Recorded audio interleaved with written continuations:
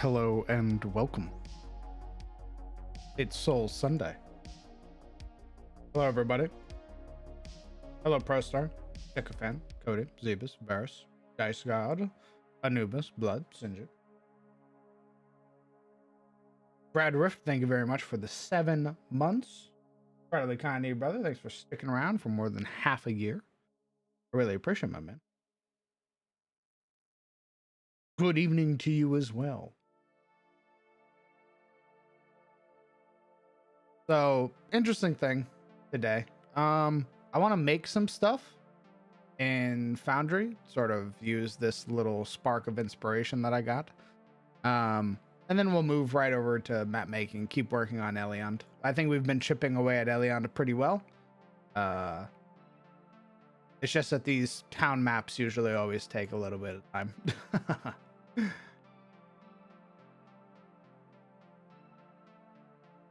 So we're going to work on an idea that I've had for a little bit and see if we can't put it into fruition.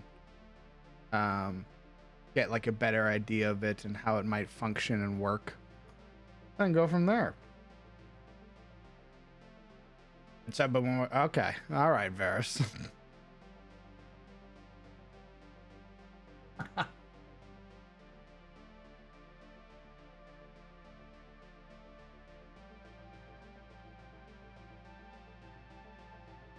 Okay, so you'll notice over here that I've already made some like pre-generated things.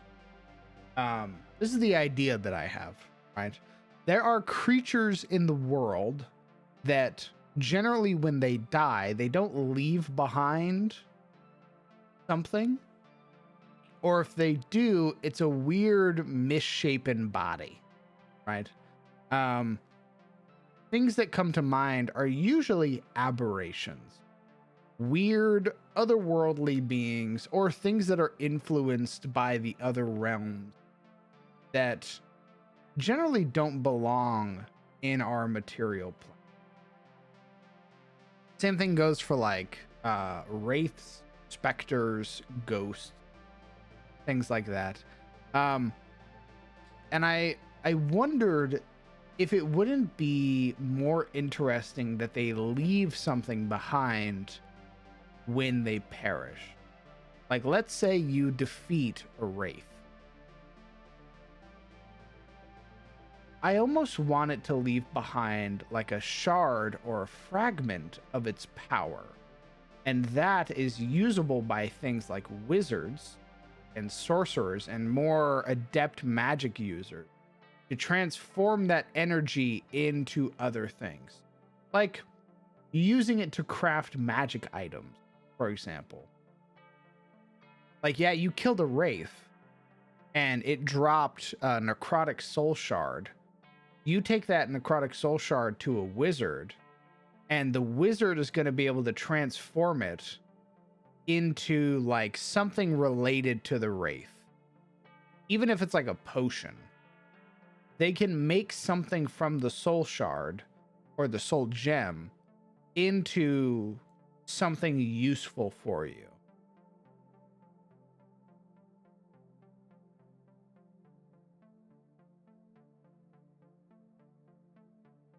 There are only a couple creatures that really drop soul gems and soul shards when they die. And my idea is that it's infernals, abyssals, aberrants, and undead. Those are the 4 things that come to mind that when you kill them, they leave behind some lingering energy in the form of these shards or gems.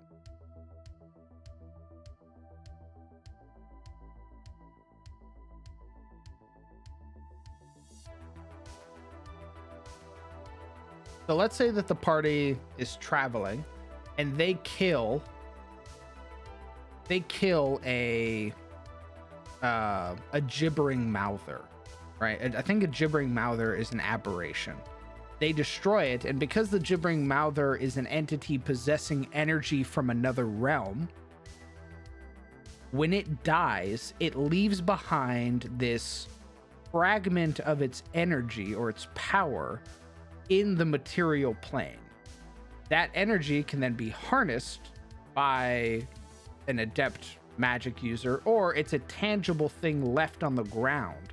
Like you destroy the body, and left behind once the body dematerializes is this fragmented gem.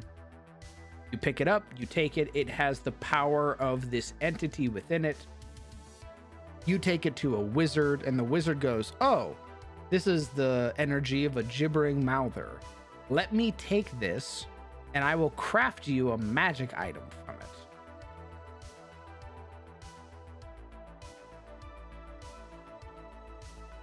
Well, I think I'll determine what the shape will be based on the creature, because I like the idea. I like the idea of it being like a fang, but it's like a gem fang or like a gem claw. It's some crystallized version of the creature left over. It could be an eye, a claw, a fang, something like that. But it's this multifaceted crystalline object. So aberrants do the Warhammer thing. I think that's what I want.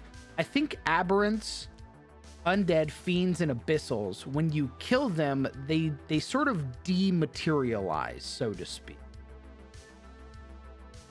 Like you kill a wraith, it vanishes.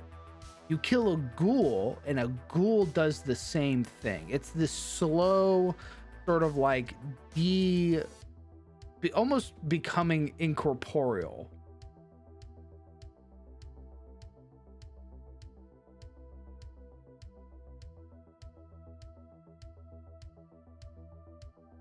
I actually have a third-party book that has mechanics around that. It's called Eliana's Guide to Monster Hunting.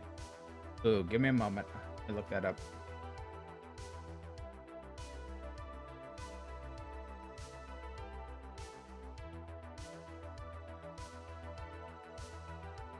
Huh. I don't think I've heard of this. Oh, damn. It made $1.8 million on fucking Kickstarter. Holy shit.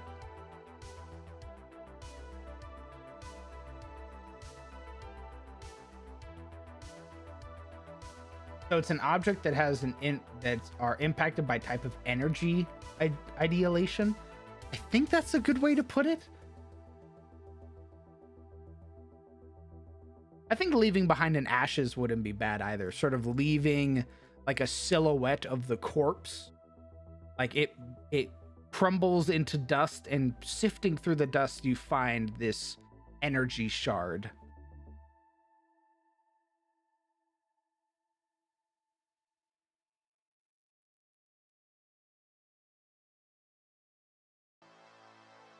Let me see if I can do this.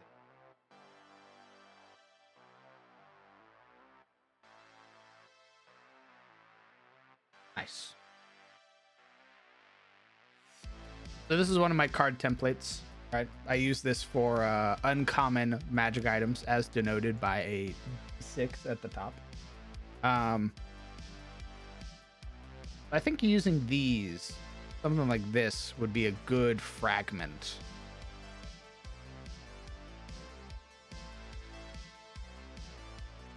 Would it happen to Celestials? I guess Celestials too. Some part of my brain didn't account for the idea that my players would kill Celestials. But yeah, I guess they would also leave behind a soul shard or a soul gem. Some condensed source of energy.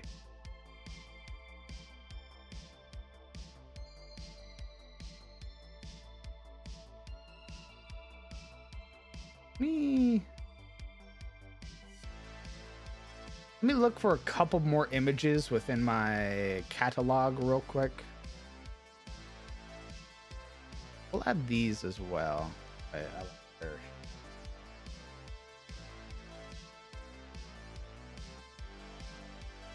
I like it for some creatures where it makes sense for the realm with crystals. Maybe different planes drop different materials. Maybe we could work something like that. The initial idea I have right now is that in the material plane, when you kill a otherworldly being, it drops some condensed source of power. Would gods also turn into... I don't think they would.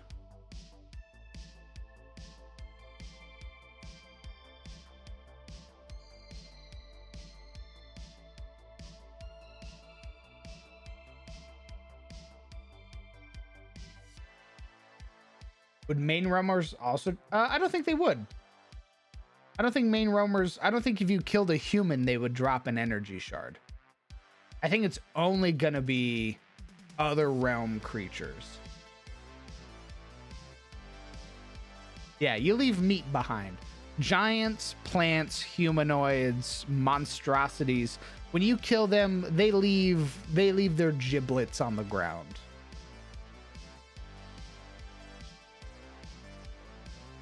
So let's say, for example, the party went and killed the Basilisk Emperor again. The Basilisk Emperor doesn't leave behind a body this time. Instead, it leaves behind this massive soul gem. Oh, Fae too. Fuck. I have to make so many. When they take the soul gem back to Reynold, and Reynold goes, dope. With this soul gem, I can now turn this soul gem into an item for you.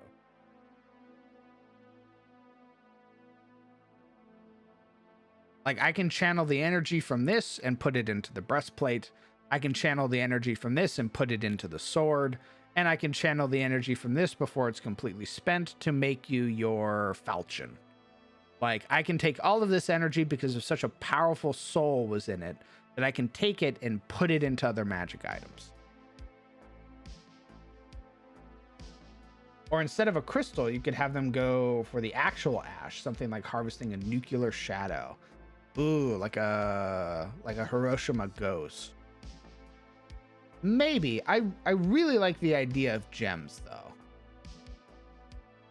I like tangible sort of things. Not that ashes aren't tangible, they just sort of, they're more wispy.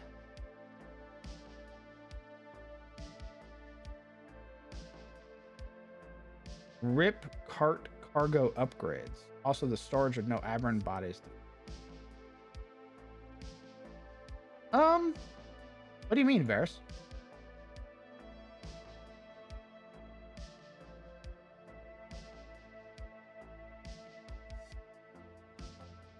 These are fun. I'm glad I have so many of these fucking images. Jesus.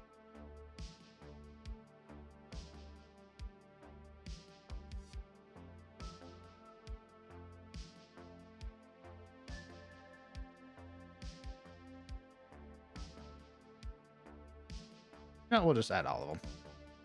No point to not to. We'll just poke around and see which ones look the coolest.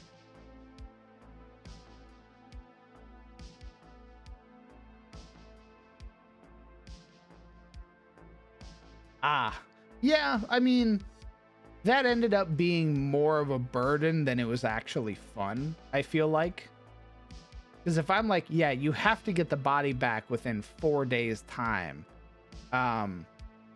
it sort of pisses the players off when I also go, hey, by the way, combat encounter Lamau.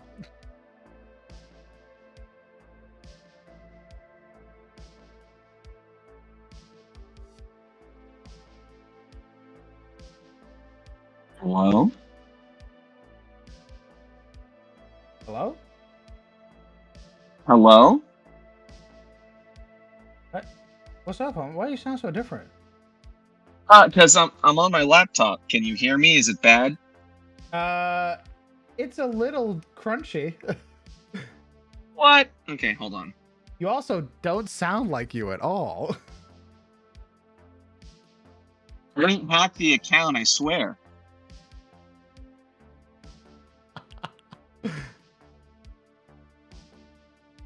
Hold on, give me a second.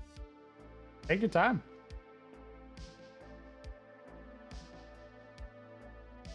I'm talking. Now, is that better or worse?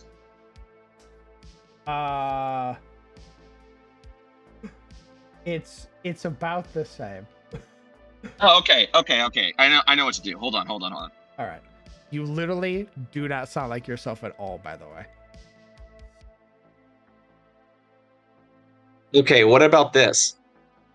Not nearly as like. Oh no, it all turned off. Where are you at where you're on your laptop?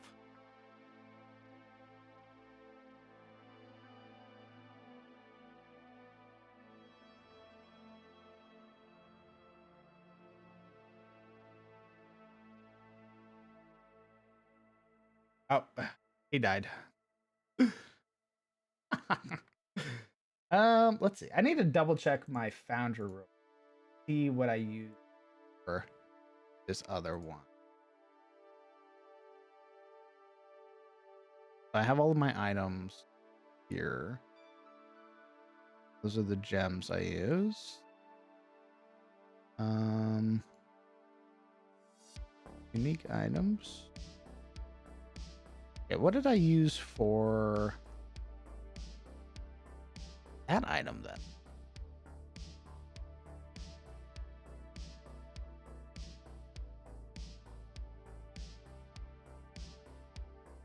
Okay, I don't think I used anything for it, so I can use the flask. Okay. Plus item question mark? I use magic items for it?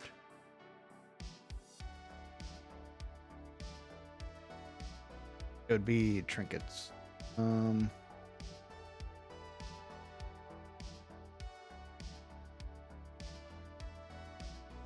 Doesn't look like it. I think I can actually get away with using the flask gem to represent at least one of them. I do believe he went to Mag. Oh, that's right. He's at MagFest. That's right. We're not playing this week either.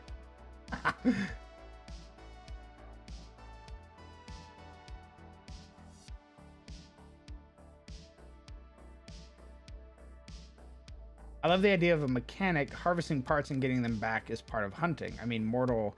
Yeah, not everybody was down for the idea, though. Ultimately, it was only like 1 or 2 characters that were actually interested, ultimately, in hunting monsters and harvesting for them for their bits. To the point where they were like, yeah, I like what comes out of that. Not everybody was that way. So yeah, we're gonna use these pieces to represent this is gonna be the sort of, this is the actual soul gem, this piece here. And I think for the fragments we're gonna use things like this. I think these are gonna be fragments.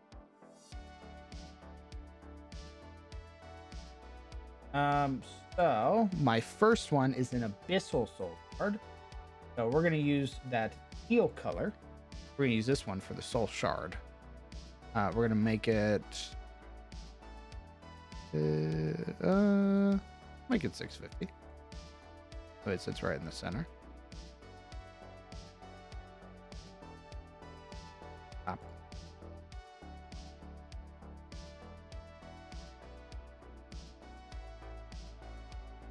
We're gonna set there to this. Acid, distant, density. And then we're gonna 30 up a little bit more. Okay. And then I just need to edit the image.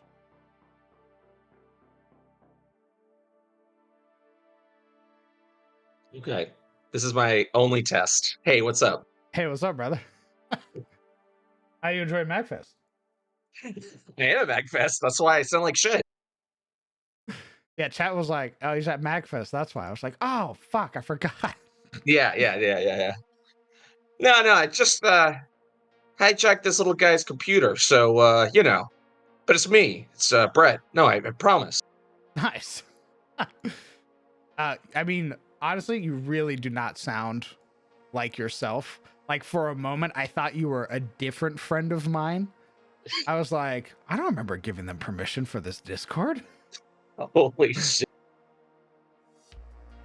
Yeah, and apparently the Bluetooth microphone just sucks with my headset, so that's always fun. Damn.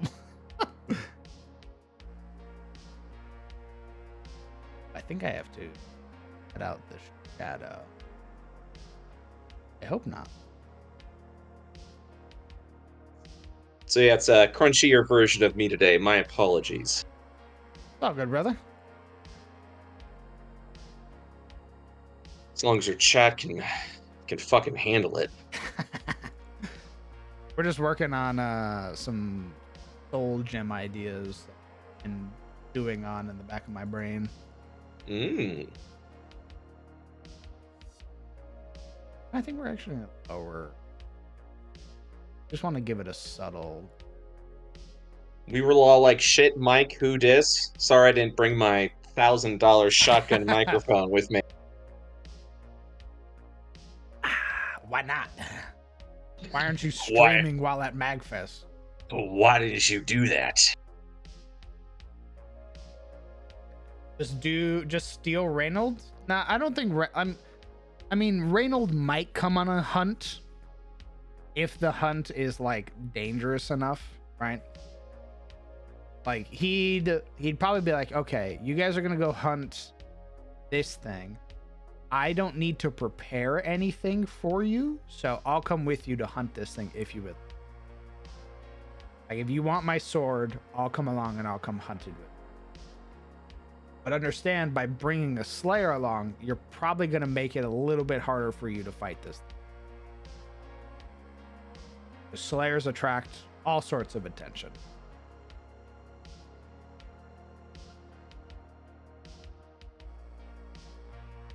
We didn't give him the option of compliance. I'm sure that'll go over great with the Slayer, the Warlock Knight. Alright, this is a loot item, so I need to label it as such. Common loot. Yeah, my microphone's gonna be bad. Don't yell at me, okay? Nobody's yelling. Anyone coming into the channel, they're gonna hear my shitty voice and be like, "What the fuck?" It's fine, Yeah, brother. It's fine. I walk into the channel. I glare at Brett. Yikes. Cringe. I think we'll use this one for the actual full gem, and then we'll just change its color.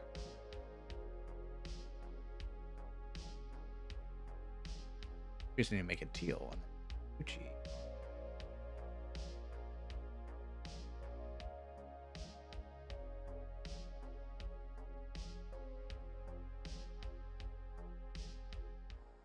In fact, I probably have to up its saturation.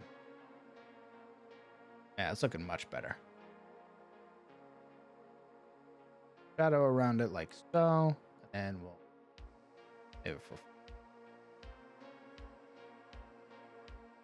Then this over here to Abyss Shard.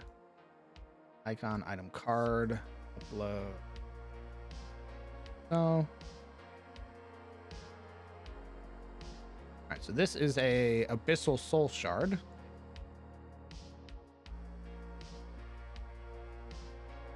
Oh, I should have actually gem air.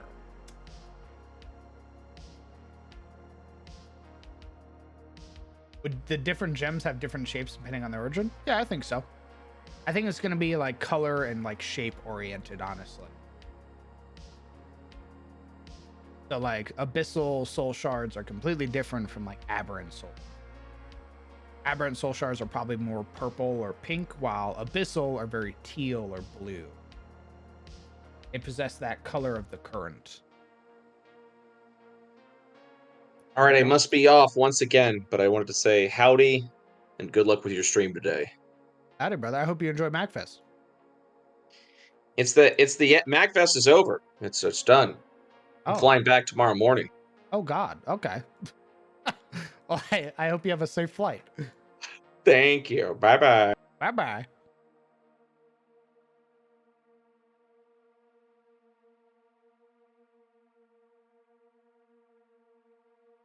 My God, this person's soul is my color. Can the gems be crafted into larger gems and used as spell components or spell slots? I haven't decided yet. Some part of my brain was like, maybe you could consume a soul shard to restore a spell slot. Maybe. And I've sort of played with the idea, sort of toyed with it. I haven't given it much consideration. I just know that I wanted the idea like first, if that makes sense. Like I wanted to put the idea into the world and then work on it.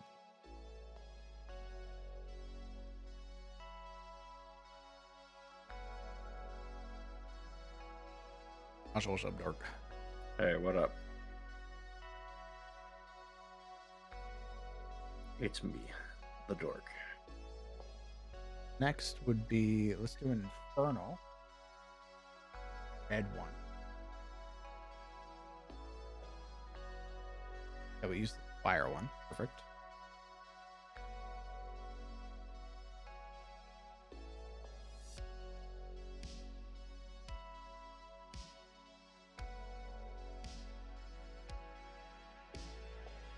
This will be an Infernal Soul Shard. So what do I do with the soul shard? What immoral, monstrous act can I do with another being's existence? It's not their existence. It's a lingering fragment of their power left over in our realm. I see. Yeah, it's not their actual soul. It is like a condensed version of their power. Can I turn it into a sword? Technically, if you find somebody like Reynold, for example, and they could potentially draw something from it to make a sword, like if they find some essence within where they're like, oh yeah, this could be used as a weapon, then yes.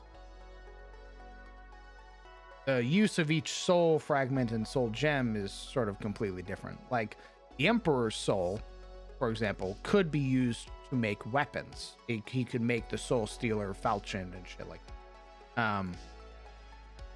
So for that, very much so. But when you fought like the Manticore's soul couldn't be turned into any weapon. It was only armors, and so it's sort of up to the person what they can devise from the fragment and then turn it into something that matches that energy. This really is the Dark Souls of crafting.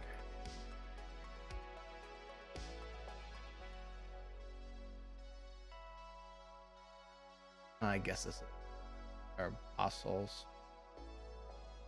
Man. I'm sorry.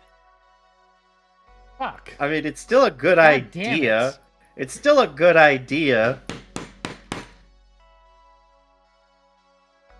I still think you should do it. I think that's a cool thing.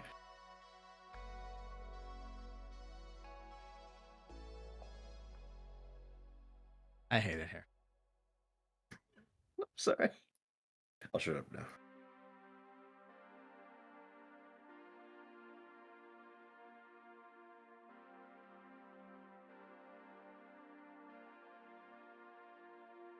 Which one resembles it? I mean, let's be real. It's not like that's an original idea from Dark Souls either.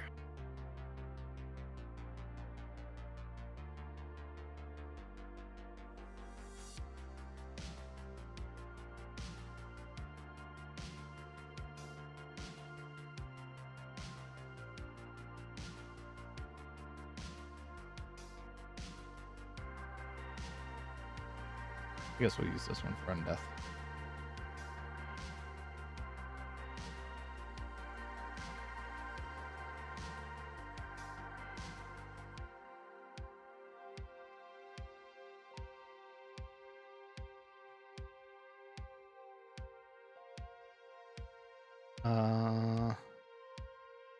I need.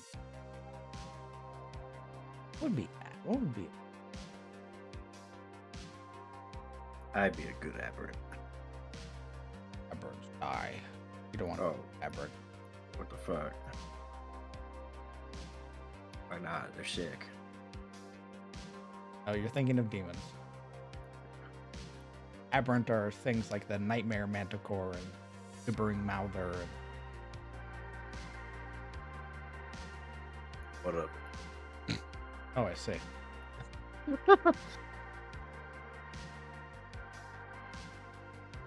I wonder if I could make this. I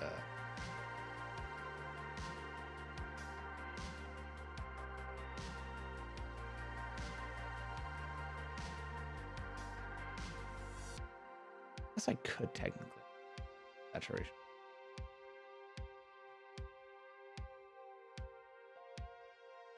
Who's that little guy next to your NOS can? That's Huntress from Risk of Rain 2. Yeah, how come you haven't put a little dancing Lethal Company guy right there? What the fuck?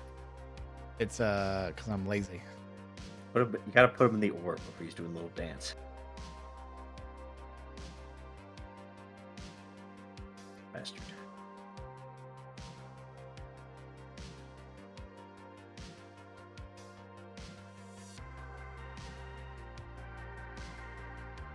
I think that fits Aberrant. It's like weird, sort of fucked up structure, like most aberrations are.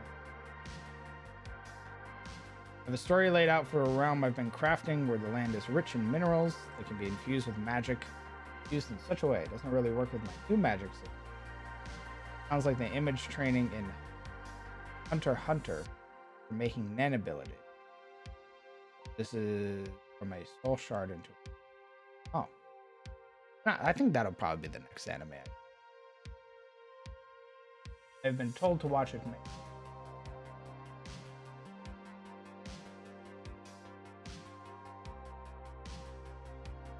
Alright, now we need a Fey one.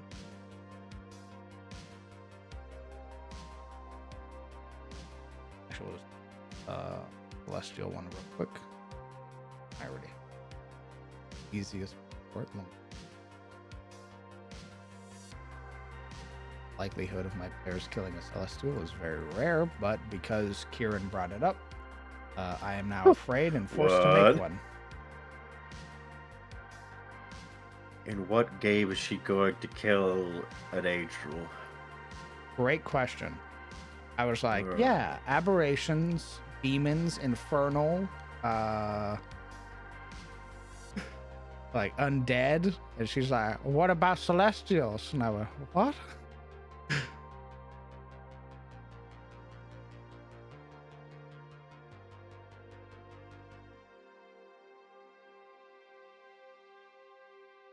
Hey, DM. What's going on, brother?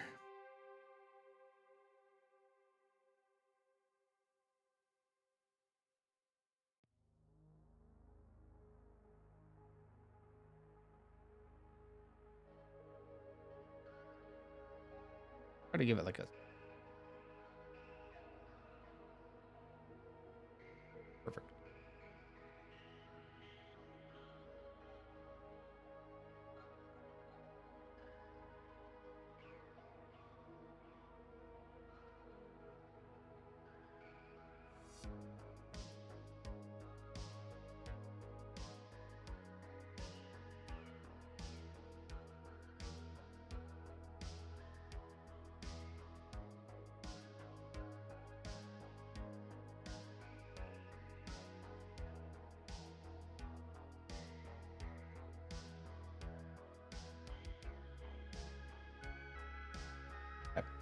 All's going well. 2 days of D&D had lots of fun. Nice. I'm glad. We'll do less.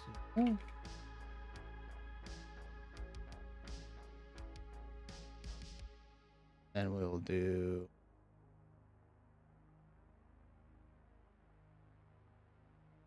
they'd be called. I guess they're just Fey, right?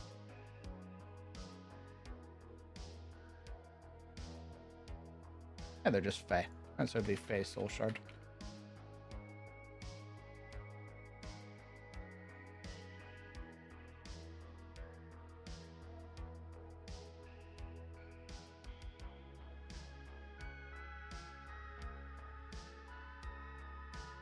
Okay, perfect. Common.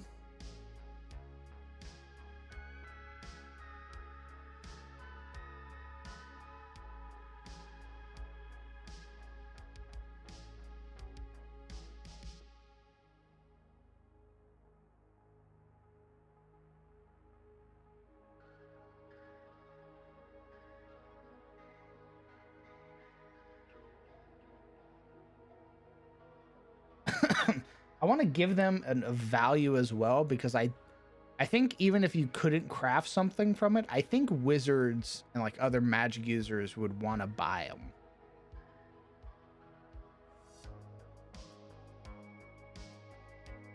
For what purpose?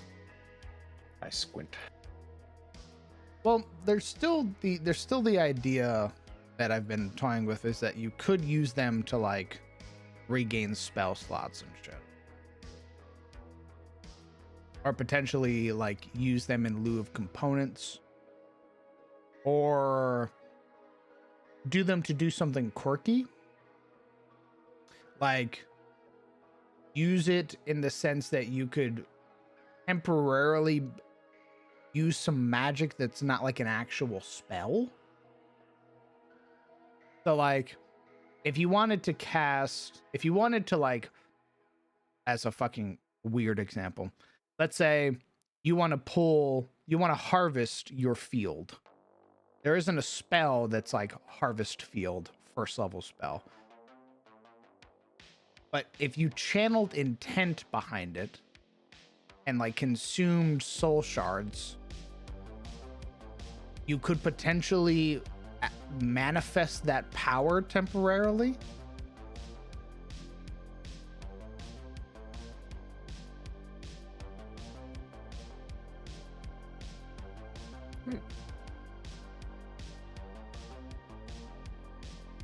I still will not trust a wizard who's like, hey, can I have a soul shard?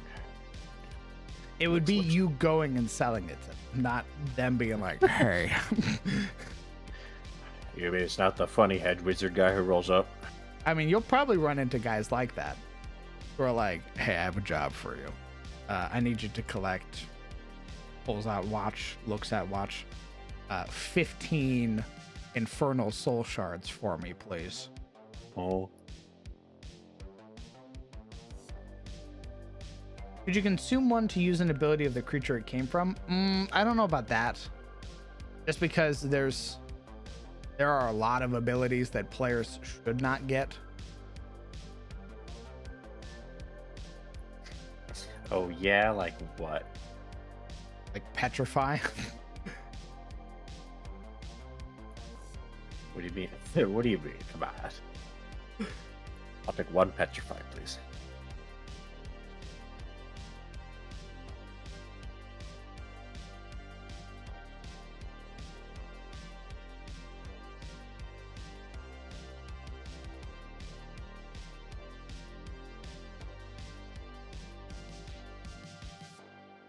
I imagine the rarer ones would be more expensive. Yeah, I think so.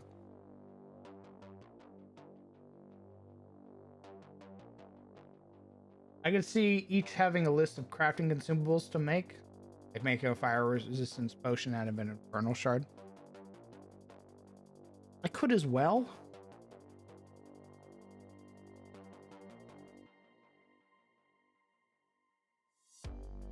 I could also see it. I could see it being actually completely different. I could see a material, like a raw material within the planet that when combined with X herbs or chemical compounds or whatever gives you fire resistance potions. However, I could also see you consuming an infernal soul shard to gain temporary fire resistance. Like a quick in the moment, I consume the energy from this soul shard, the soul shard shatters, and I gain resistance to fire damage.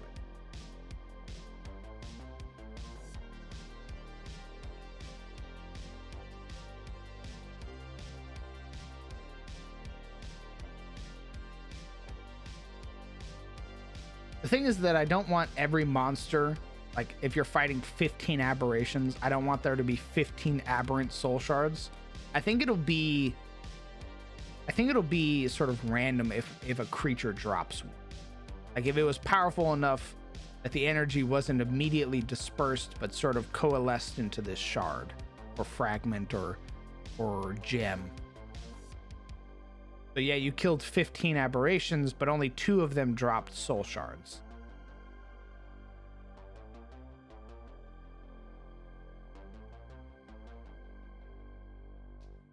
Would eating a soul gem give more? I don't think you would eat it. I think you would draw power from it. I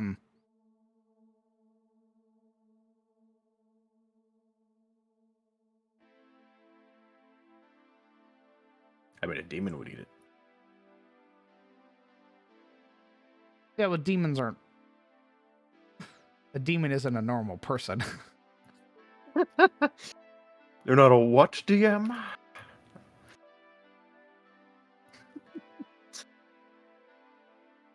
It'd be too much to have multiple versions of each, so low CR.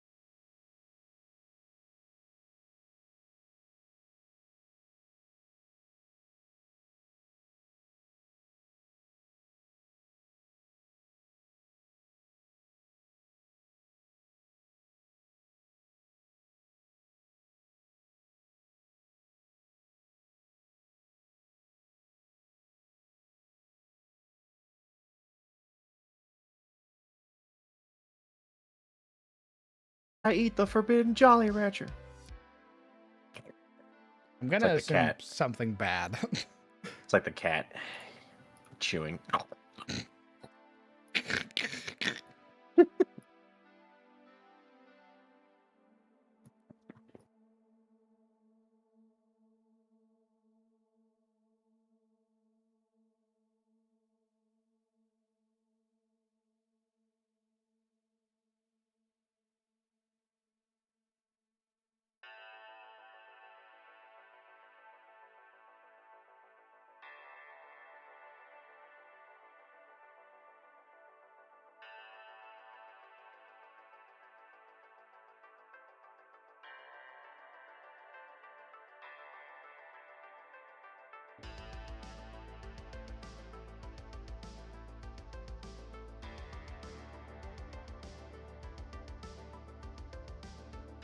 Rare loot.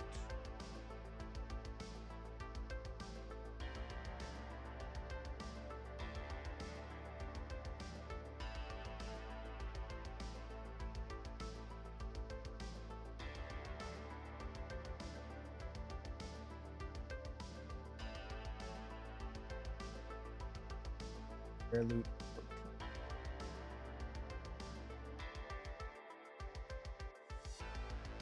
Alright, so that is Aberrant. This is Missile. Infernal.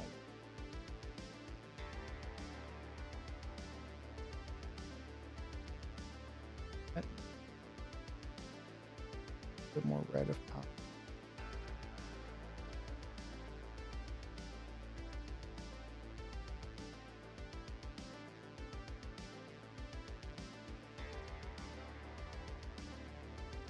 You can totally go the Monster Hunter path, but instead have the shards that drop be reversed relative to be 50% of its economy during the fight. What's left behind is some portion of the final. I don't know if I want to get that fucking noodly. I think I'll just leave it up to a roll, honestly. Save myself that hassle. Yeah, I want it more to be like a nice reward for the players instead of it being like something that they have to hunt for. I'm sure there will be contracts or jobs or what have you where somebody's desperately looking for a particular shard or gem or what have you. But I don't want it to be like a thing where the players are like, I have to do this, because then they'll hate it. I don't want to be any fun for anybody.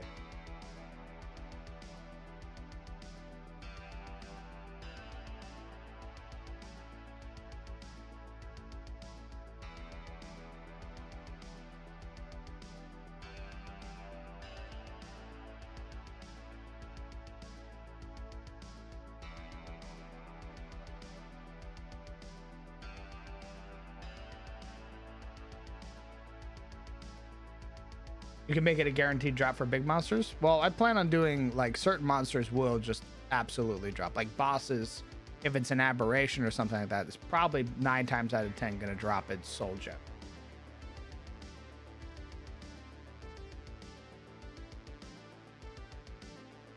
Wait.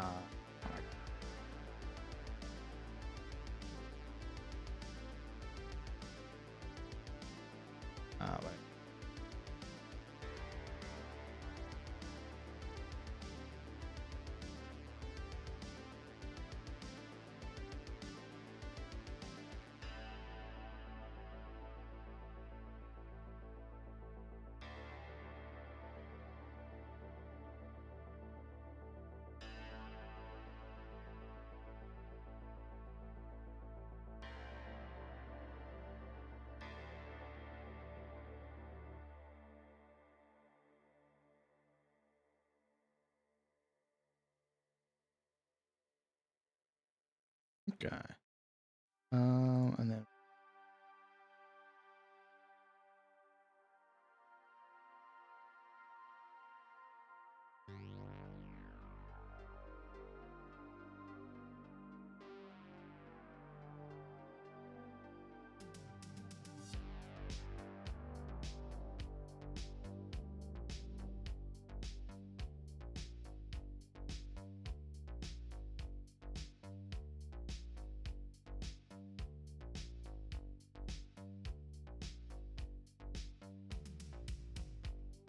And then Faye.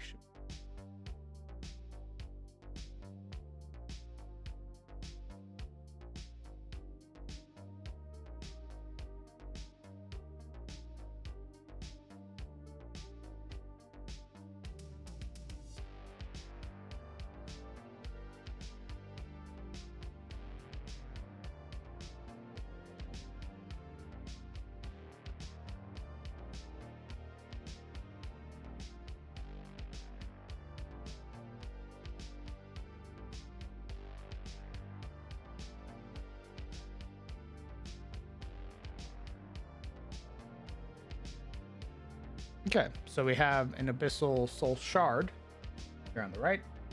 It's all fragmented, weird. And then we have a Soul Gem, which is more intact here on the left. What do we think?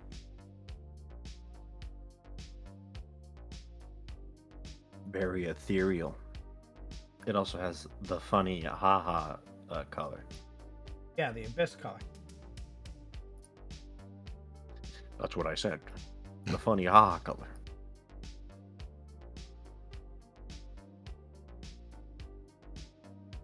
That looks good.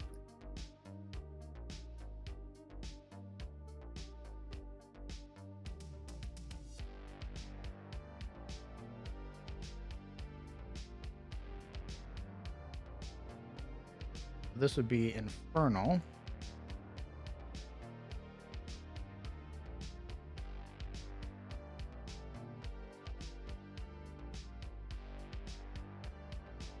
Might actually behoove me different.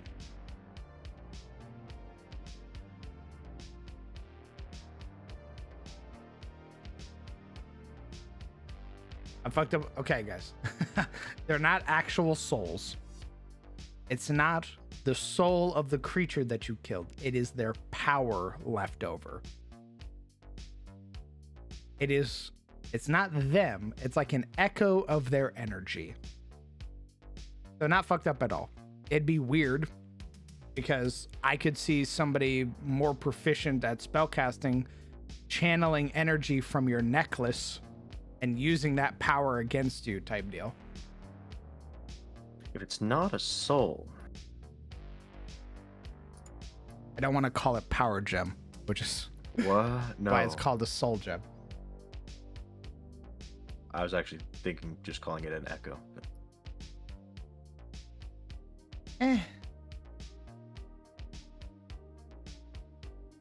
Guess Infernal Echo also works.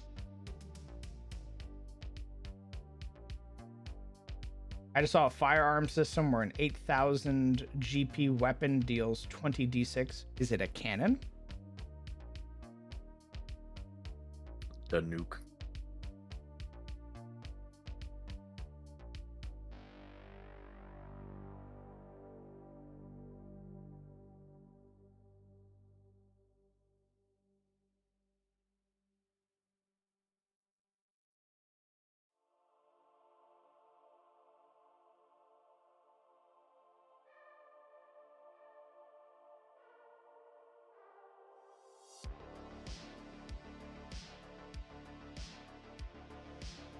This would be one where I can't actually put a border around it. I say color.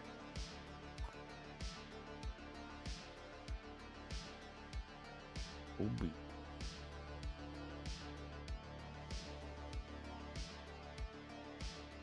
That's fine. I think they're bright enough on their own that I don't need.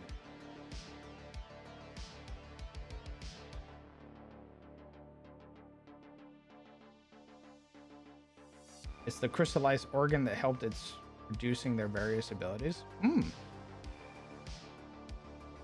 Advantage.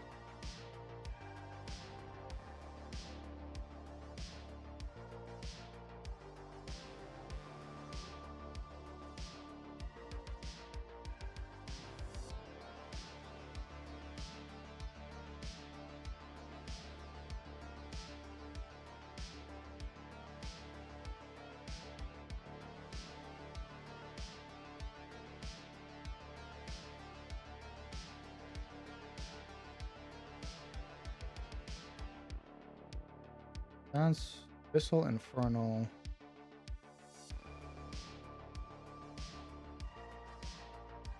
Oh, perfect. You're a weird. Thanks.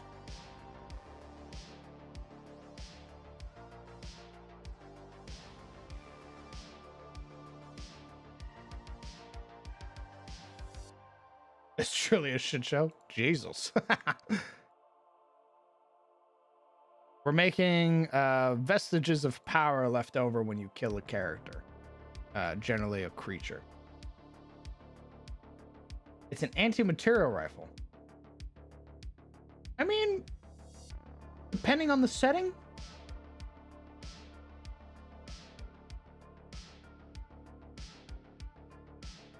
I've had an idea for a while where certain entities, generally other planar beings, when they die, they don't leave behind a body. Instead, they leave behind some vestige of their power. So killing a wraith, you disperse the wraith, and as a result, it leaves behind a soul gem. The condensed presence of their power left in the material plane. It's not their soul, despite it being called a soul gem. It is just the manifestation of their power that's left over. Magical essence, that's right. And those who are proficient spellcasters, or those those who are capable sort of individuals can channel the power from it. Are zombies also? Well, so zombies are undead, but they're also sort of manifested by power. So I think they would potentially drop a fragment behind because their body is being puppeted by necrotic energies. When that necrotic energy is destroyed or dispersed, it would leave behind the coalesced. Correct, Gren. Ghosts, ghouls, wraiths, specters, banshees, things like that. Things that are not naturally forming because they were made using the current. Did I save this one?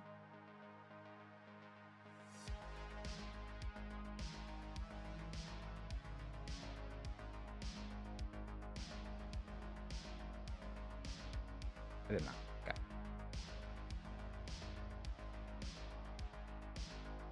All right, so that was aberrant.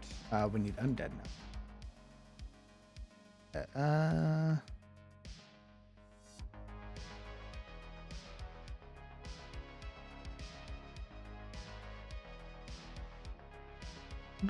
That looks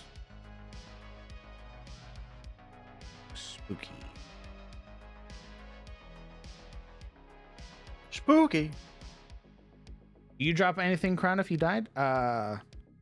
Yeah, my 3 large shield, my gold AK, Nice. my blue pump, and it looks like a 6-pack of NOS. It's also shields.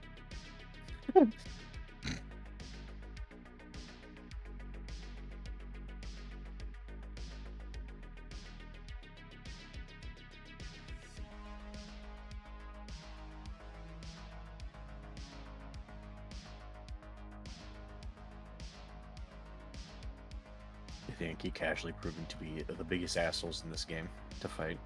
Hmm? Oh, get Yankee are assholes to fight. Ah, They're cunts. yes. Correct. The fucking crossbows. Oh my god.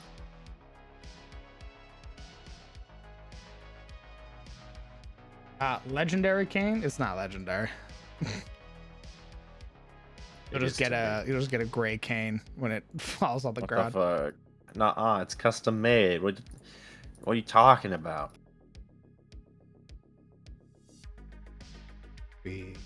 A.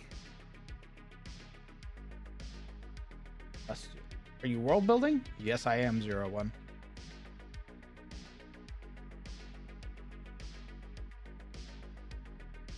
Make this one.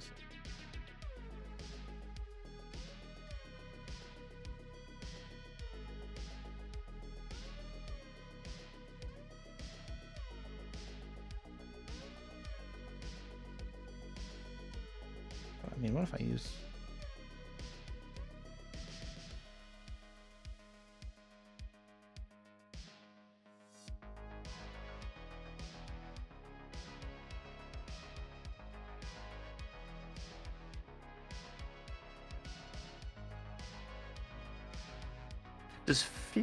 Does the fear mechanic make you drop your weapon? No. Larian's a bunch of assholes. What difficulty are you playing on? Like otter mode. That might be just a Yeah. unique mechanic for the boss.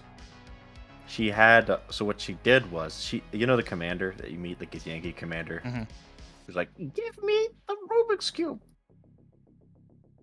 They gave her a funny extra ability where she AoE fears in a cone in front of her. Oh yeah, that's probably just her unique abilities that when she fears you, you drop your weapon. Indeed. So far, everything I've had gives you like the frighten mechanic where you get disadvantage. You can't move. This one, like their fear mechanic is you actually have to run away from the creature and you drop your weapon. Interesting. And she did an AoE and 3 out of my 4 guys had the fear status for 2 rounds, so they just started running around. Well, Yeah, they can't willingly get closer. nope. They just start running around, and she's like, "All right, well, time to start critting on them." Just starts beating their asses as they run away. It was brutal. So can I get spell slots back if I observe the energy of one of the souls? I haven't decided yet. The initial idea is that it's meant to drop as a result of killing powerful otherworldly creatures. And then it can be turned into things. Generally, if you can find somebody who's proficient in sort of channeling the energy from a gem or a shard into an item. If I found a sufficiently powerful enough shard, could I use it to simulate a short or long rest? I don't know. I don't know about that. Because you have potions, I think, that give you spell slots back. Mm-hmm.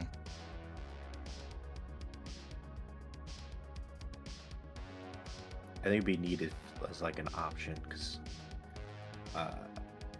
for like fighting a boss, is you get like a little one-time thingy that just gives you a long rest when you consume it. Maybe. What's on the agenda right now? I'm just working through an idea that I've had for a hot minute. The idea being that when you kill things that are either planar or planar influenced, like aberrations, infernals, abyssals, things like that, when you kill them, they leave behind a condensed version of their power in the form of these fragments or gems. So if you kill an abyssal, a powerful enough abyssal, it'll drop an abyssal soul gem. You take it to somebody like Reynold, and Reynold's going to be able to take that and take the energy from it and put it into other items. So when they killed the Emperor's body wouldn't have been a thing. Instead, it would be this soul gem that they would take, use the soul gem, and then he could enchant the breastplate, the sword, what have you.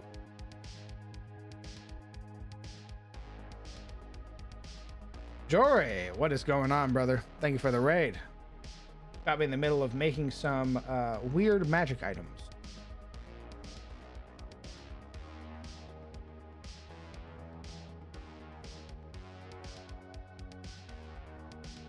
And thank you for trusting me with your community. I am going to step away real quick to use the restroom, but I'll be right back.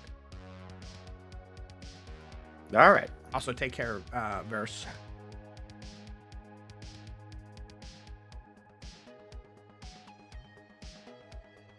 Well, chat, it's just you and me now.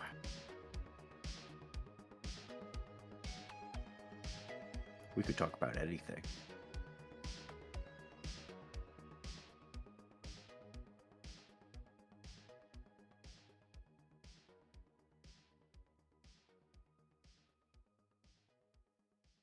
It's going well, Budkip. I'm, in case it wasn't obvious, I'm working through honor mode in Baldur's Gate, and sweating my nuts off every time I touch a Githyanki.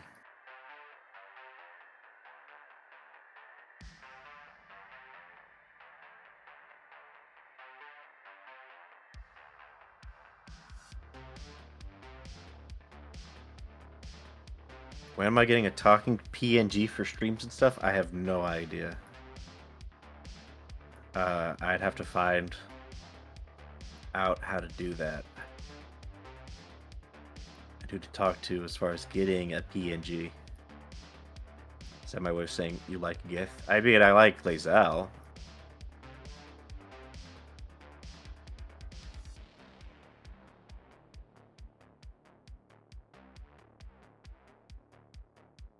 It's a treat, Budkip. I quite enjoy it. I have 400 hours in the game, and I still haven't beaten it yet. Granted, I keep remaking, so, you know.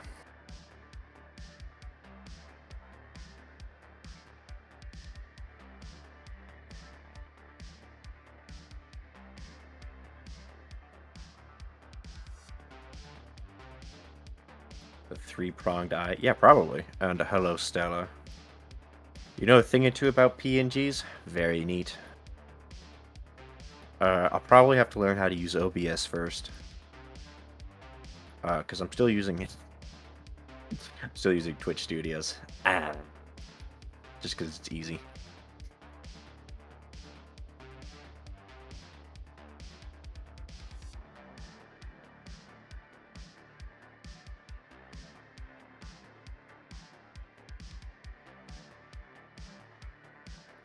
Hello. Oh, hello. Welcome back. Oh, welcome back. Oh, howdy. Hey, howdy.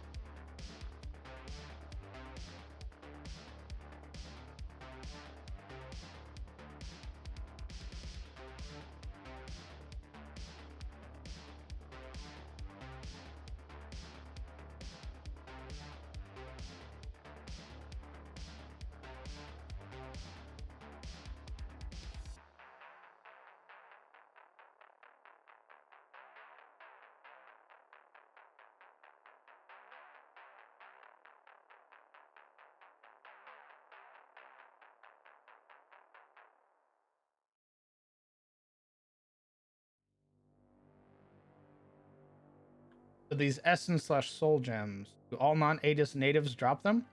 It's not a guarantee. 75's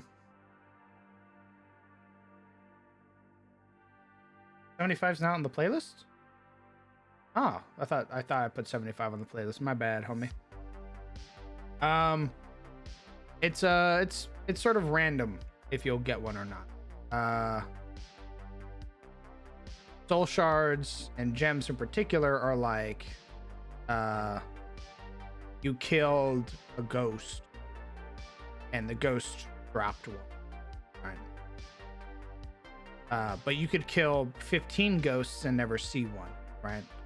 So it's generally like if their power coalesces at the right time, it'll leave behind this shard.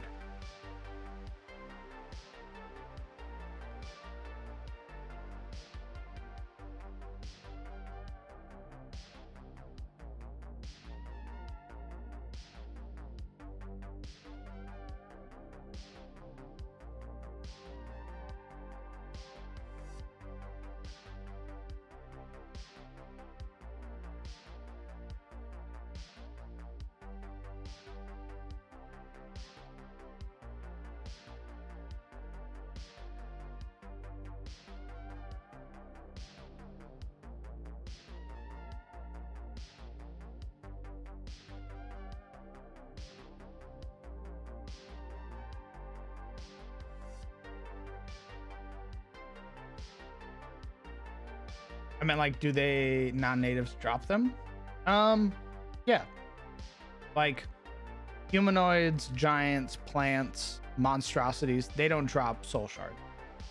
But things like aberrations, which have influence from other planes or are from other planes, demons, infernals, celestials, fae, all things that are not from Adis, drop these soul shards, drop some presence of their power.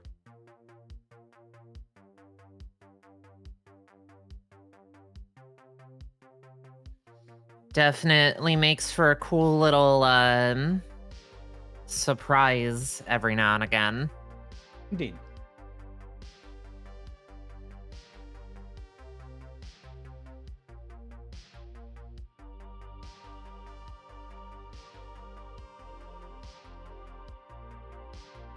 So what do they do in your world? Are they like enchantment material, or I haven't given them much of a purpose. I know that the original plan was that they can be used by like people like slayers in my setting, who can channel the energy from them and put them into items. So there was a creature that they killed that was the Basilisk Emperor, that was a demon. They'd have gotten an Abyssal Soul Shard or Abyssal Soul Gem or what have you. And Reynold took the power from it and put it into these various items.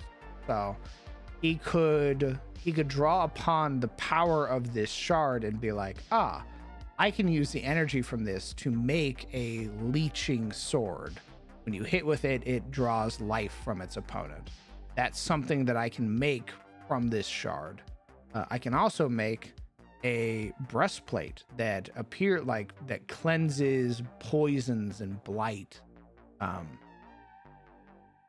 Not every shard or gem can be used to make weapons or armor, but those that are more adept at it can sort of find the unique sort of facets of this power and put it into those items.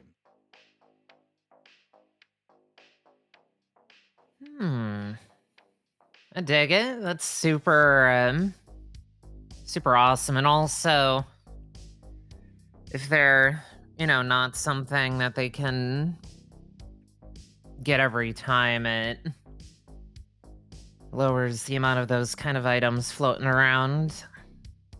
Indeed. I didn't want them to be a guarantee every time. Just sort of like at random type deal. They have to be used in an item to utilize their power.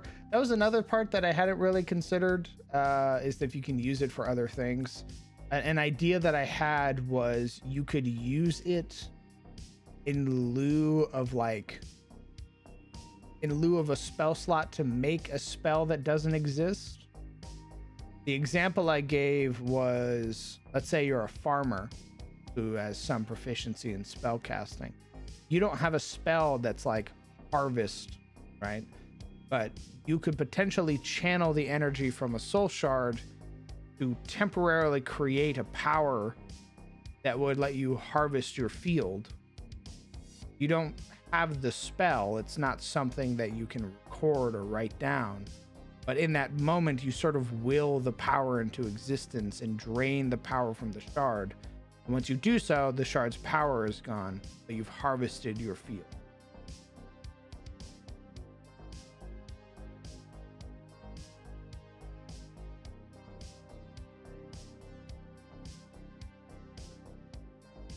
So you said Infernals could drop these, right? Mm-hmm.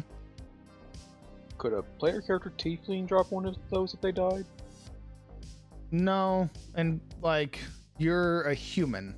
You're a humanoid, rather. You're not considered an infernal by D&D standards.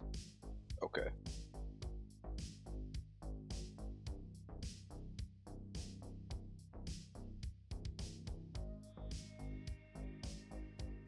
I could see a Fey Shard doing a harvest spell. Yeah. Yeah, I think it might be dependent on the Soul Shard of what you might be able to do with it, but that was one of the ideas that I had in mind, was that it would grant you a temporary power that's not something that's immediately available. And it sort of depends on the proficiency of the spellcaster.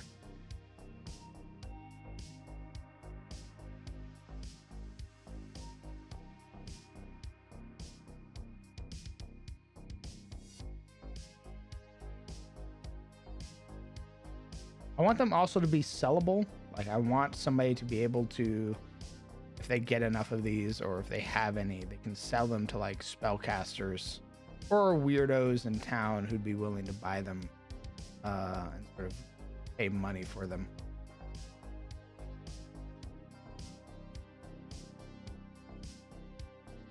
Would a Divine Soul Sorcerer gain any benefit from casting focus made from a Celestial Soul Shard? I don't know. I don't know yet. Maybe. Maybe not. That's dependent on how it's crafted, and I would imagine what kind of like celestial order the creature was from.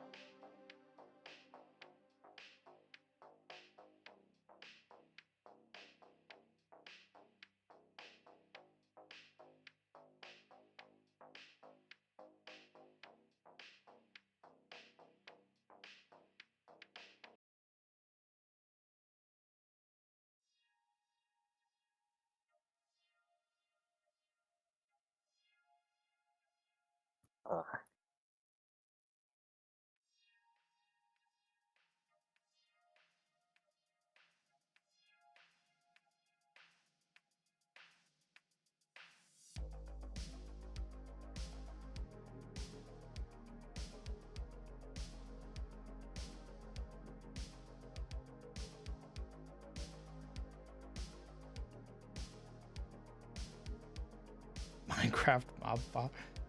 I don't know why you would. Why do you want to kill a Celestial? Oh, he's still on that. I imagine him just sitting in his chair. Those chickens are up to something.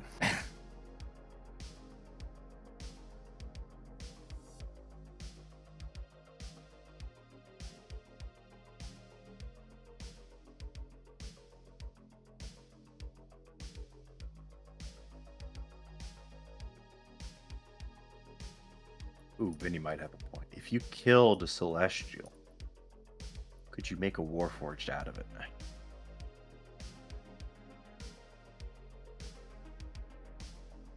Not like be personally as a PC, but like, would a Wizard King like do that?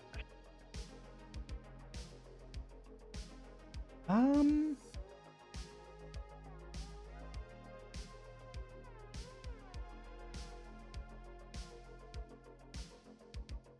don't know.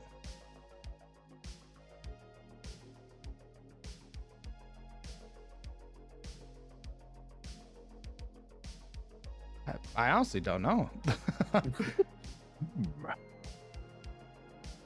Food for thought.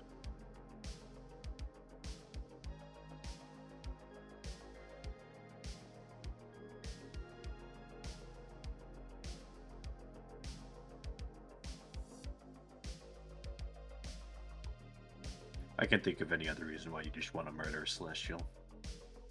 So.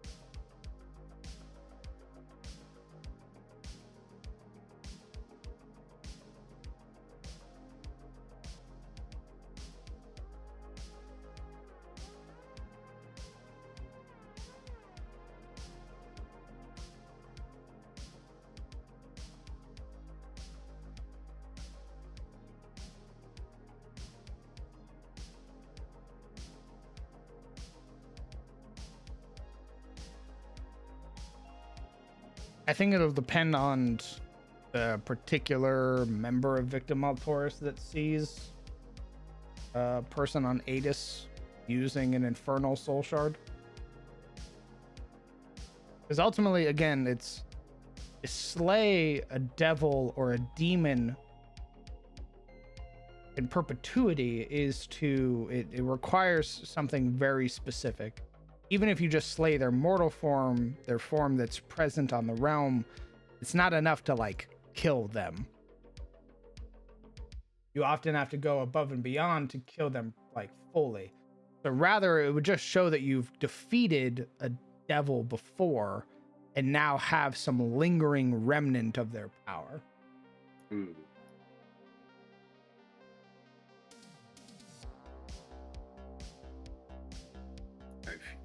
You wanted a sci-fi flair. What if like high-ranking devils, like they basically were doing on Mr. House, where their like original bodies are in like these cryostases, and then they just clone a new body to send out to Adis.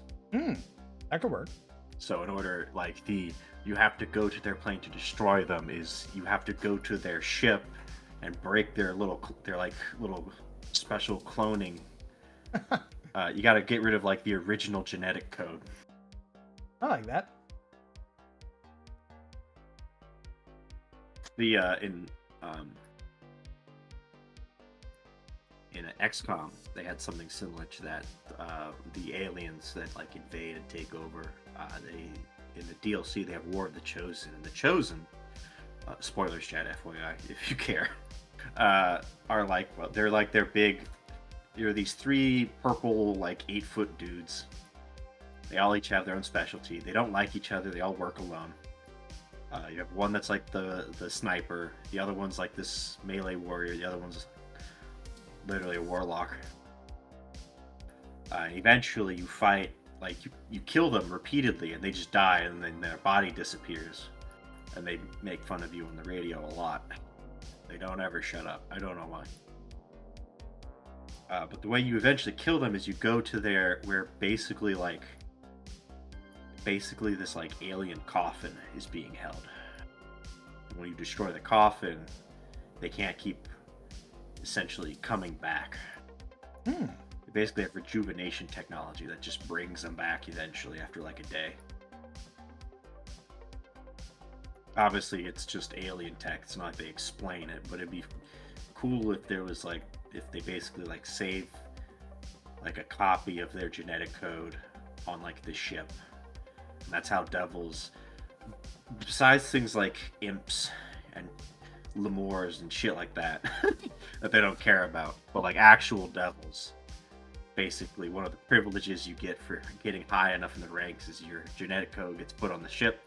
When you die, they'll just make a new body for you. There you go. That's pretty neat. Again, I think it would also depend on. I think it would depend on the particular member of Victim Altoris and how they feel about it. You might have something like a pit fiend who's like super egotistical and is like, oh yeah, you want to flaunt that fucking power? Then I'm gonna wear your skin like a cape. Oh my god. And then you have another pit fiend who's like, dude, badass. You have proven that you are strong enough to be walking around. Either you're strong enough to be walking around with all of those gems, or you fucking bottom. So, what's up? Nice. Because it could be just as simple as like, yeah, you didn't even kill the Infernal. You just happened upon a battlefield where Abyss and Infernal fought. And you picked up a fucking gem and was like, oh, sick.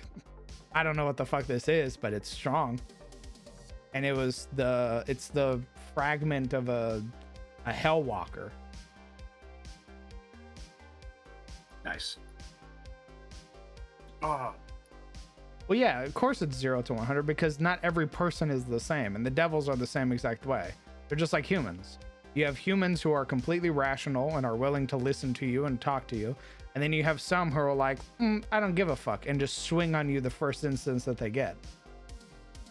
The whole of Victim Altoris isn't the same. Every person's different. Every devil's different. How they react to seeing a soul shard is going to be the same exact way. Every imp is a unique piece of shit. Correct. What if that's why they have like avatars? Like, you know, Tiamat has like avatar of Tiamat, and it's like a less powerful version of her. Mm-hmm. Maybe that's what an avatar is. It's just they're at like this, either a meat puppet or like this astral projection that they just kind of pilot around for Adis.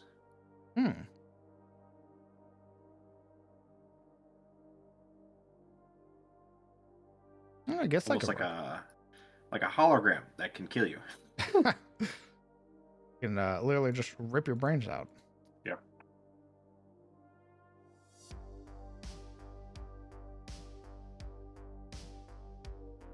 Would people keep sharp? I mean, I think it would depend on the person. I could definitely see somebody like some Gaul or something like that carrying around a bunch of shards.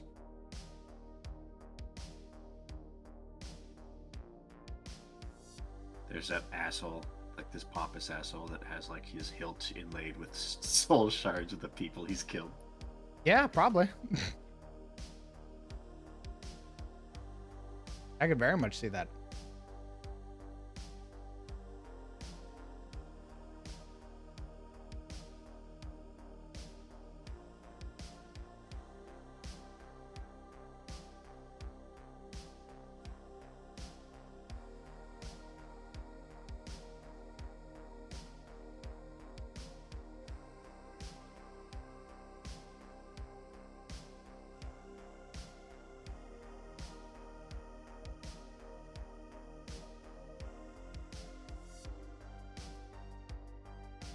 All right, I do believe that is all of the.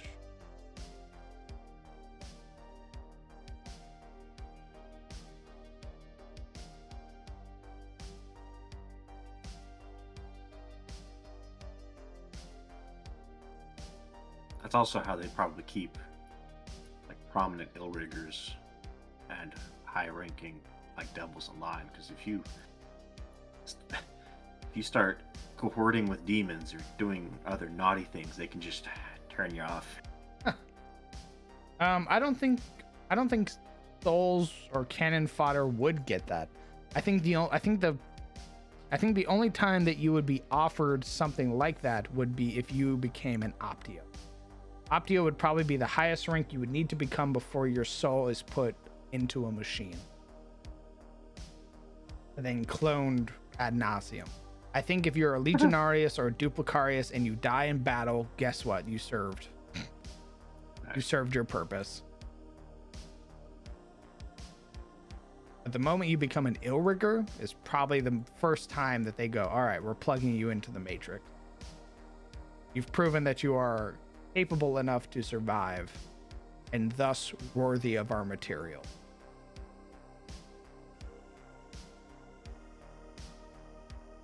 House order.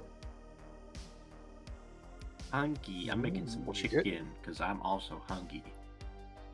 I don't have any other food in the house, so. What you getting? McDonald's because it's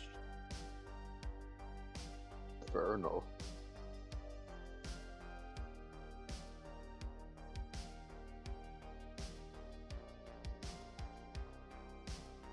I mean, hey, something to put in your body.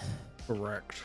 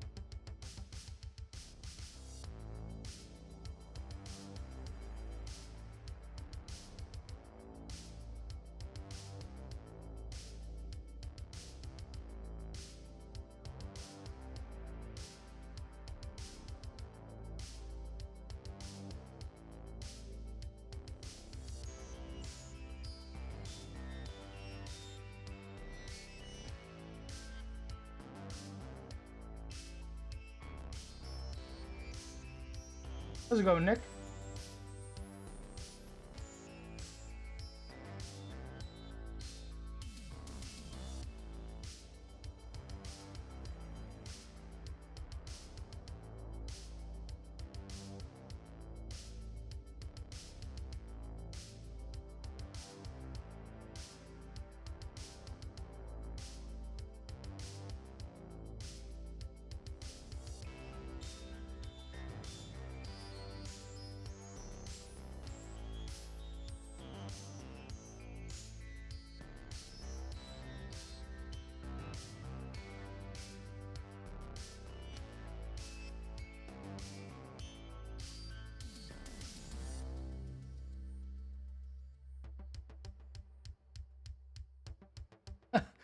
Would there be like a Master Chief in Victim Altaurus? Oh no. I need a weapon. Fucking flies out of one of the ships. Never died yet in their there's probably a fucking Master Chief type. Yeah, I'm gonna say. Let's say it was the. It's probably there's like the ill rigger. Oh yeah, the guy. Yeah, he's the guy. John Illrigger. Ill guy. Yep.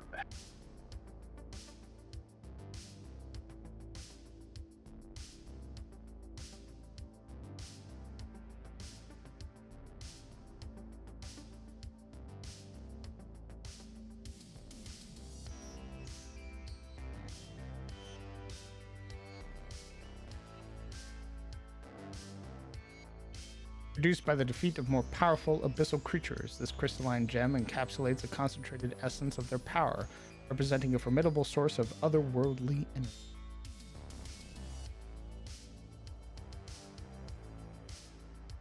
Actually, I would say Maltaurus would have the Arbiter. Adis would have that one Watcher's Paladin who's like Master Chief. Who's just like. Oh yeah. Yeah.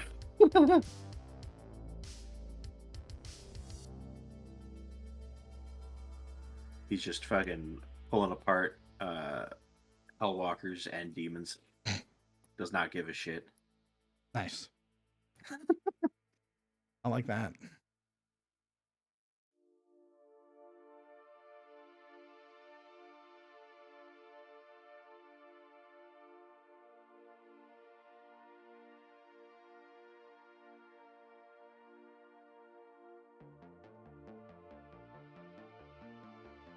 Oh shit, my food's almost ready. That was fast. Nice.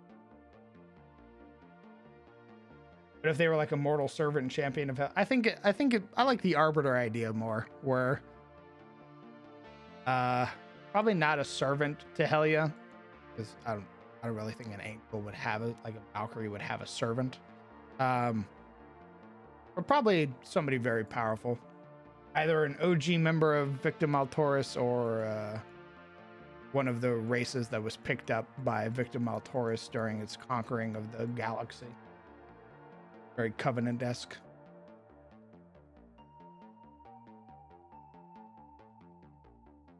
So Victim Altaurus has the Arbiter, and Adis has Master Chief. Yeah, and then, the Abyss has the Grafe Mine. True, because I do want the Flood. So. Oh. That was a joke. No, I said it before when I was originally making the Abyss. I was like, I want there to be a layer of the Abyss that's just the Flood. You brought it back up, Sizzle. This is on you.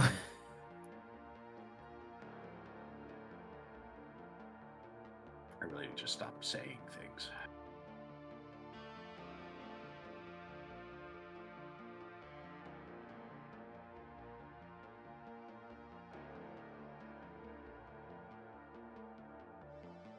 We're gonna make soul gems hefty. They weigh a pound.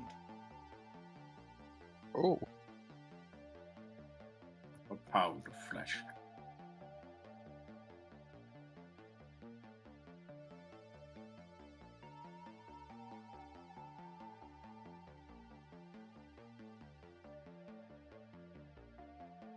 Damn.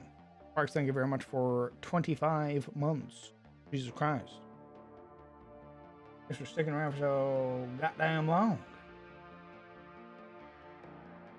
I appreciate it. That's the weight of a soul? Yeah. Weight of condensed soul. Left on the ground. Be going around collecting 1 pound soul shards so I can encrust my dumbbells with them as I flex.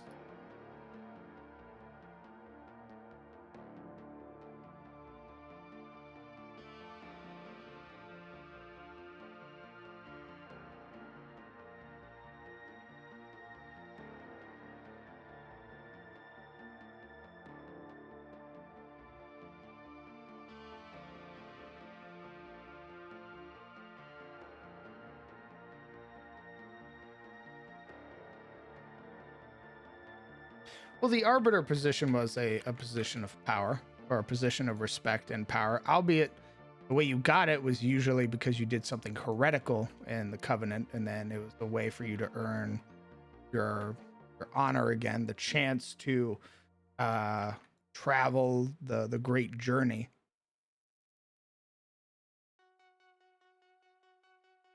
Like the way that the Arbiter came to be was he was an admiral who let Master Chief do a bunch of crazy shit on the Halo, then blew up the Halo, and he didn't stop it. So they went, "Oh, damn, dude, you suck." F. And then they branded him with the sign of a heretic, and they were getting ready to kill him. And they're like, "We have purpose for you, because you are you're a very capable warrior, very capable Sangheili. So we're not just gonna kill you, despite what the rest of the council wants. We are gonna give you an opportunity." But Yeah, they want you fucking dead, but we want to make you an arbiter.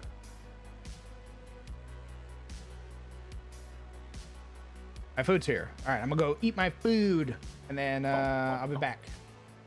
We're gonna work on maps when I come back. maps. We love a map.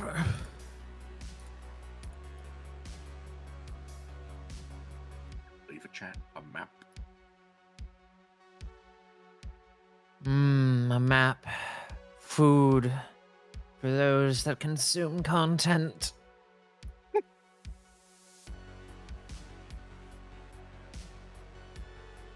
Doing one of those right now. Oh my god. You're mapping. Ish. I am. You know. Trying to relearn Incarnate. Oh.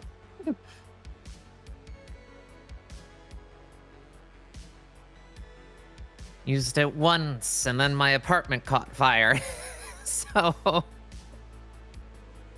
I have forgotten everything. I hope the two don't coalesce. For now, they haven't.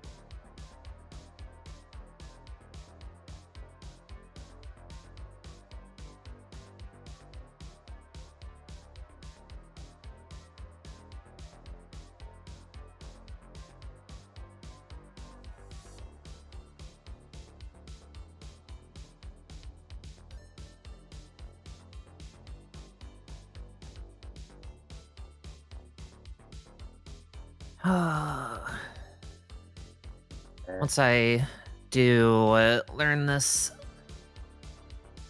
tool, I have one aim. I'm gonna make the land of the colorless. What? Ish. What's that? It's gonna be where the holder of the title of pride in my world lives. Big ol' stinky Mothman from Aberration Land. I see.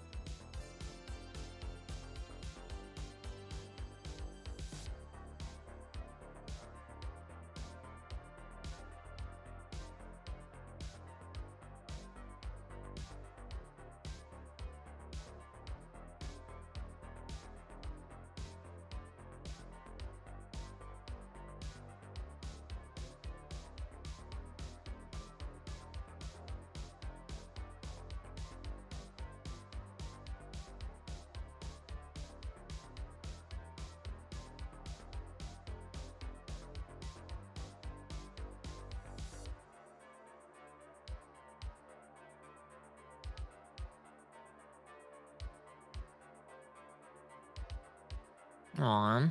My weekend's going okay, Mudkip. There's been... I've been having to sleep on my couch's pull-out bed because I discovered that the new bed frame that I had delivered didn't come with a fucking box spring. Oh. Oh dear. Yep.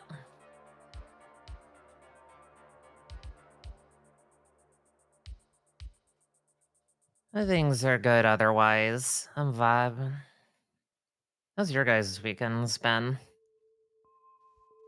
It's been good. Yeah.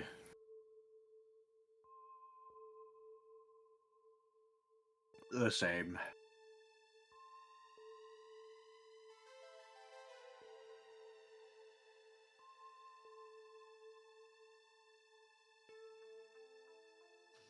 I get that.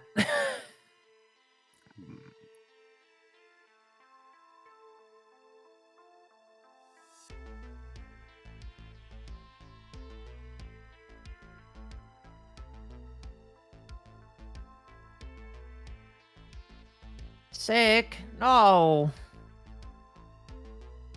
Stop doing that, Mudkip.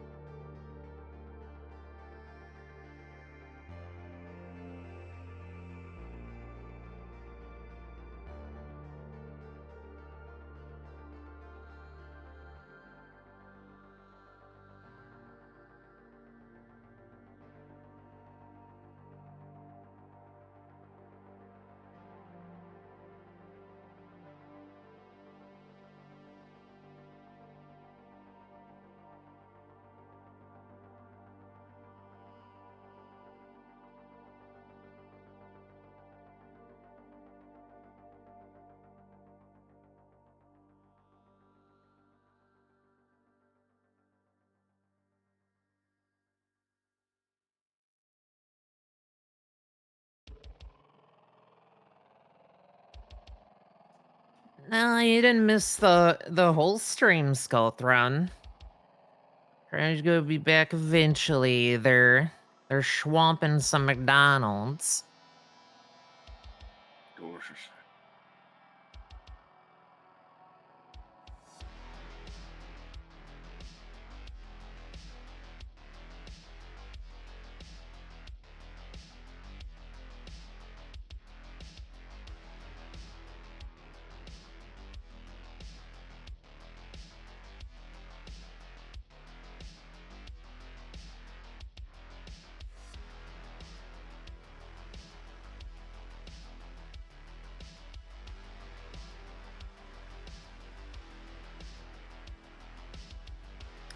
Hey there, Thex.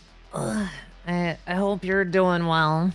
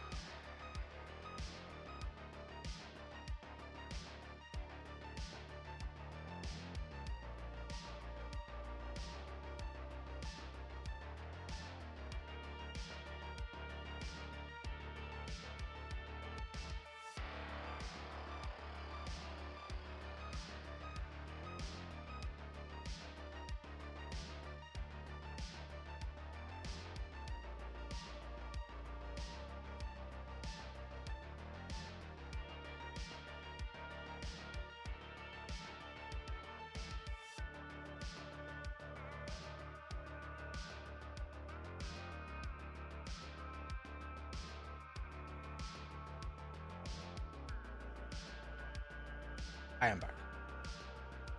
Welcome What? back. Thank you for your Welcome back.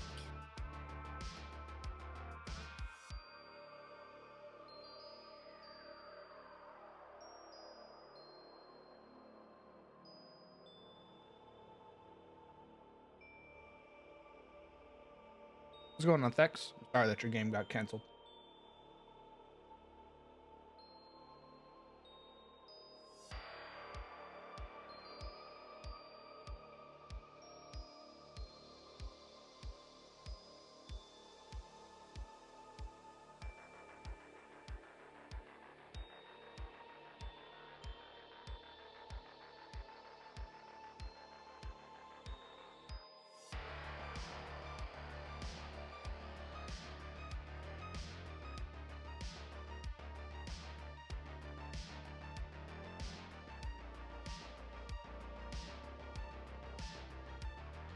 Of the Mickey, it was actually pretty good.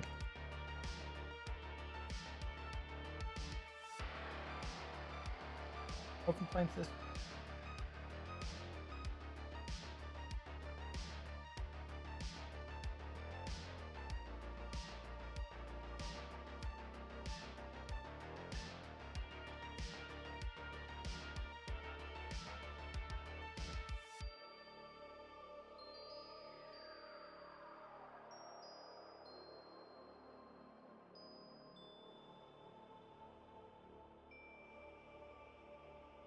Indeed, we finished a little project that I wanted to work on in Foundry. So now we're moving on to Incarnate, making some maps. We're working on the Elion maps.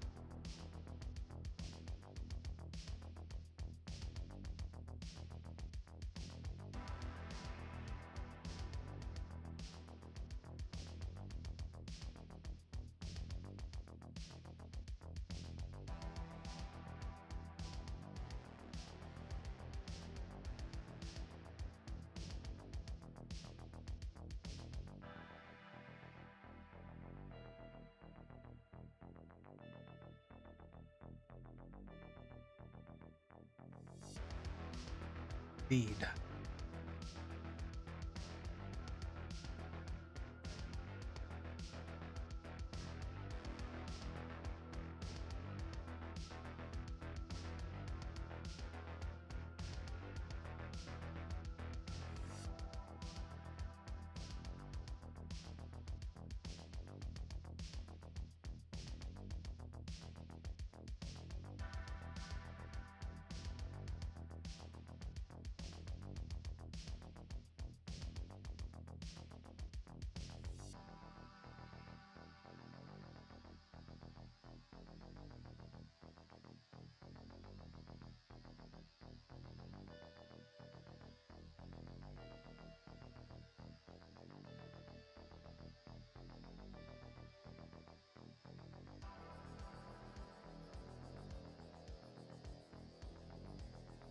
Does anybody know for Dungeon Meshi, does it come out once a week?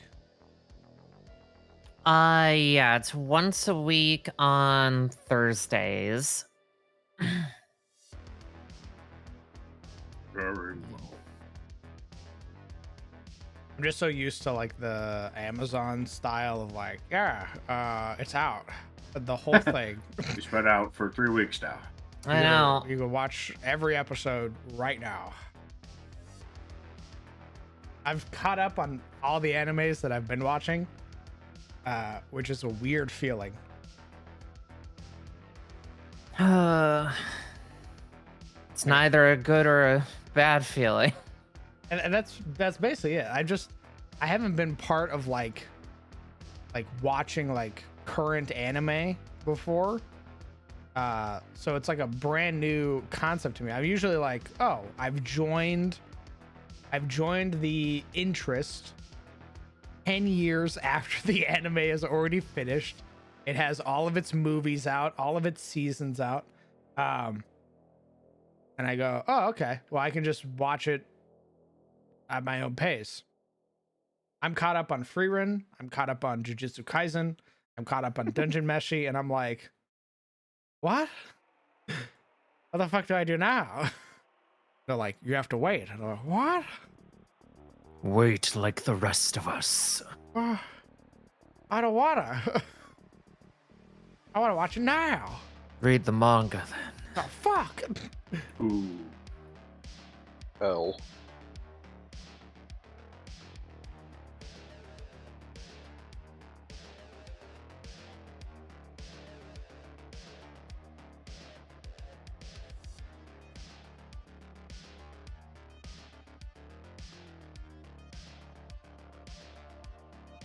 This guy now has 25 AC.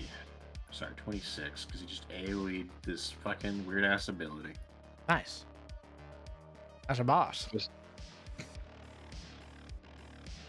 can roll above 25, right? Absolutely. No, I have a 5% chance to hit. What's your plus to hit? Actually, Plus. the only reason it's a +5 or a 5% is because you would probably need a nat 20 to hit him. Yep. Correct. I see. Alright, Correct. just roll the boss, next by one. the way. I think I know what I know what I must do. Kill his friends. Nice. My favorite anime is King of the Hill. I see. I will say there's been something really interesting. I had like in middle school, I want to say it was middle school is when I got middle school. Oh, when does middle school start? Like what grade is middle school? 4th? Okay. 6th? Oh wait, those are very different answers. Yeah, wait a minute. Well, it was 6th to me. Or 7th. Hang on, I'm Can't remember. 30. There's one. Is it 6th, 7th, and 8th is middle, 9th through 12th is high school, right? Something like that. That sounds accurate. Yeah.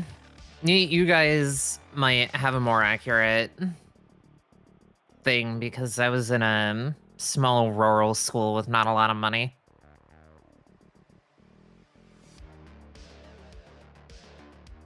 Okay. So hold those.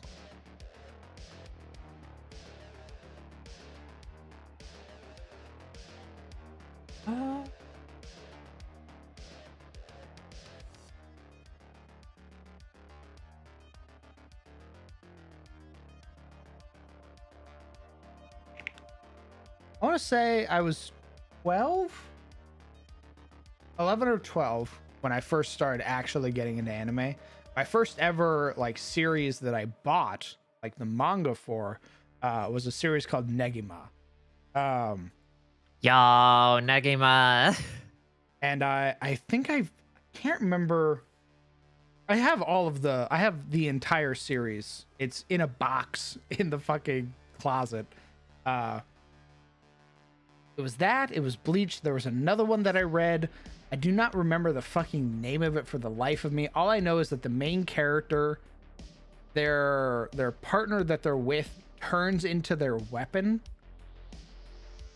Oh, Soul Eater? No, not Soul Eater.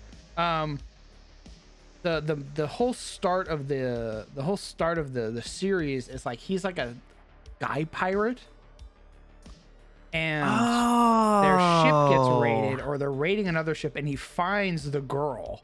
And the girl Oh my turns god. into like this super crazy fucking sword for him. That was another series that I was super into. I can't fucking remember its name.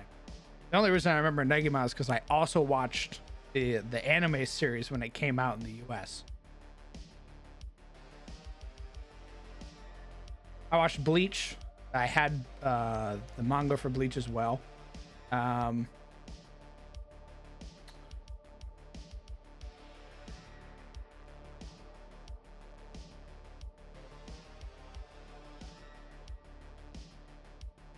mean, that could have been Rave Master, but there was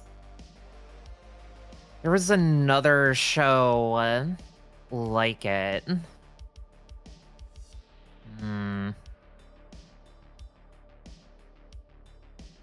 No, I don't. It was Rave. Doesn't look.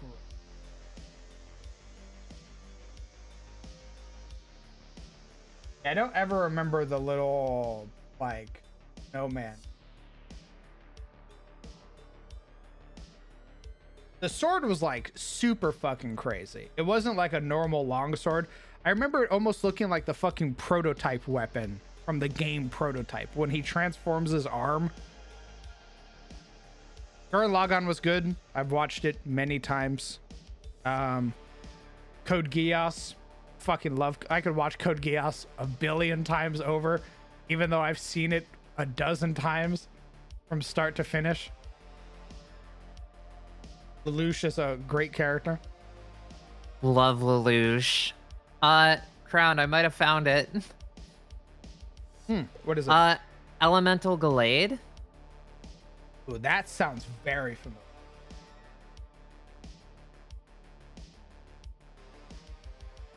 Yes, that was it. I had that. I had like the first 4 or 5 books of that in like middle school.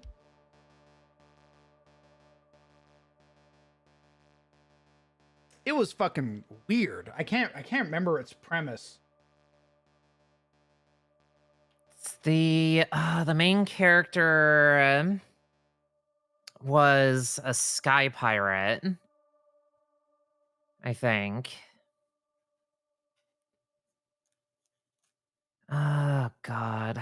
I just remember there was like not a tournament arc, but like there was like a betting or like a duel bet that was happening where like you finally met other characters like him who could turn their partner into weapons as well. Yeah. Oh god. I think that's where you get introduced to one of the other main characters.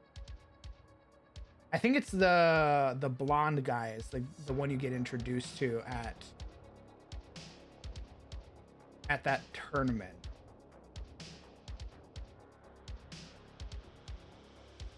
Yeah, because then there's the character with like the fucking bolter, like the Warhammer bolter. Oh god. Dude. I'm going through the characters. I'm going through the characters and I'm remembering some of it. I mean, I could just go into the closet and just rummage through my manga book, like my manga box, and be like, "Where are you? Where are you?"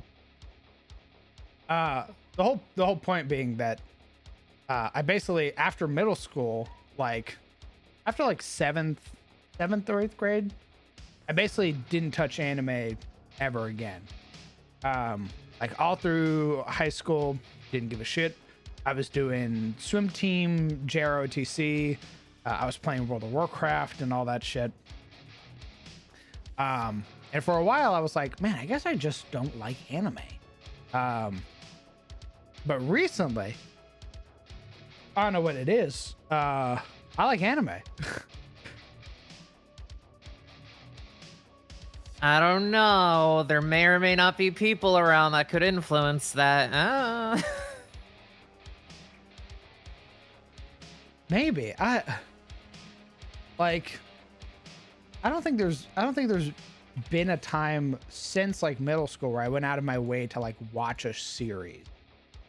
Like people are like, "Oh yeah, Chainsaw Man's so good. You should definitely watch it." I was like, eh. I graduated 2013. I was a class of 2013 in high school.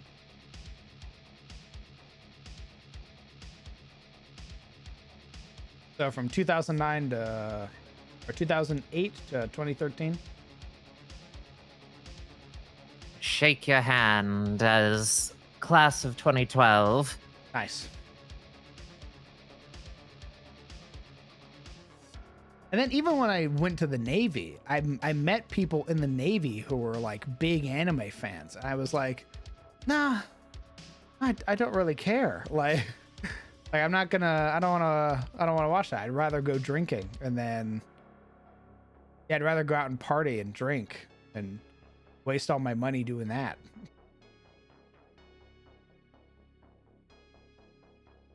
At least you weren't out there chasing Blu-ray disc sets. Your class of 2015. I mean, Legion, I'm 29 years old.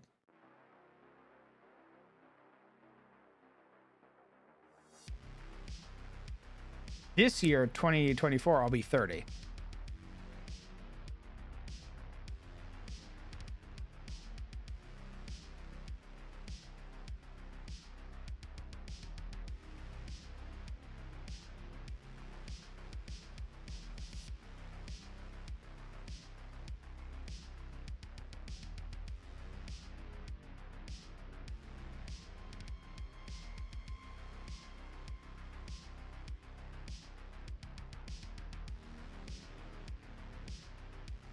I don't even know what got me into watching Freerun. Freerun is definitely what I blame for my recent interest in anime. I can't remember where I saw it, but I was like, I should watch that. That looks fun. Like some weird like fantasy series about an old elf. I'm sure that'll be fun. And it's easily become one of my favorite animes of all time. And then from it, I just started watching other ones. Like I eventually was like, oh yeah, people have been talking about Jujutsu Kaisen. I'll watch that. Binged both seasons. Fucking losing my mind. Gege literally being the BBEG of his entire fucking thing. Gege being like, oh yeah, I love all of my characters. Proceeds to disrespect all of his women characters. Holy shit, bro. My man does not like women.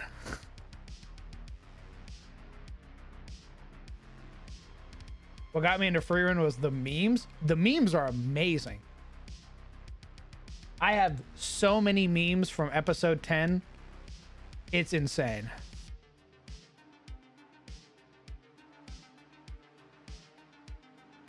Freerun turning into low tier god.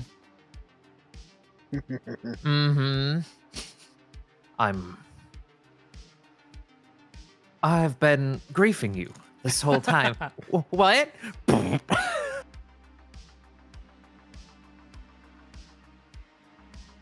What's wild was like I looked up Jujutsu Kaisen where I was like, okay, well, Jujutsu Kaisen just ended. They've already announced some small details about season 3, and I was like, huh, how long is it between seasons? Because I've never really been caught up on anime before.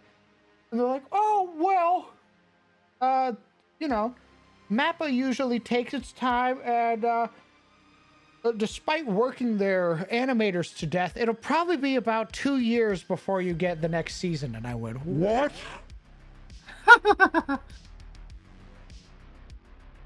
At the very least, you don't have to be like us Blue Exorcist fans where you have to wait 7 fucking years.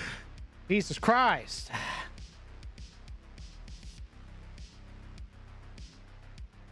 Insane.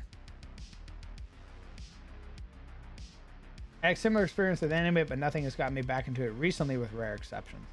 I don't know, there's just been like this weird pull. Like, I look at anime and I go, I should watch that. And then I just do. I haven't regretted any of the things that I've watched. Dungeon Meshi is like, Summer recommended it. Fucking watched it. Amazing. I love all of the characters in it already, and it's only on episode 3. It gives me very good vibes, and that's what I like about it a lot. Frieren I watched on a whim, and it's easily one of my favorite animes. It's right up there with Code Geass. And Jujutsu Kaisen, I just heard a bunch of people were like, watch it, it's good. And I watched it and I went, holy shit, it's good. Oh my god. I will say, for the people who have watched all of Jujutsu Kaisen and have seen the movie, Yuji is not the main character, which blows my mind. I mean, it may have started with him being that. I don't know. A little bit. Yeah. Like, even then, I look at the movie and I look at how Yuta, who's another character there, who you've only meet in the movie and a little bit in season 2, shows up, and I go, oh, that's the main character. That makes so much more sense than Yuji. Yuta being the main character it's easily like recognized, like has all of the protagonist energy, has the protagonist backstory, has the protagonist love interest, and I was like, holy shit, that's the main character.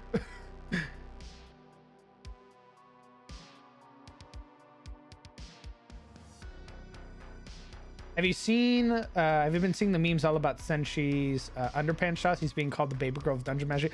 So what people, from what I've understood, is that Senshi is the one who does the fan service in Dungeon Meshi. It's not Marcel or any of the other characters. It's literally Senshi the entire time. And the author has gone out of their way to be like, yeah, you want fan service? Senshi's going to be the one that gives it to you.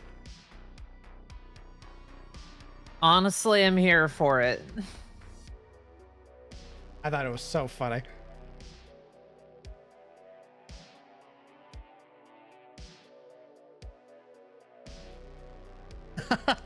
Hello, Arma.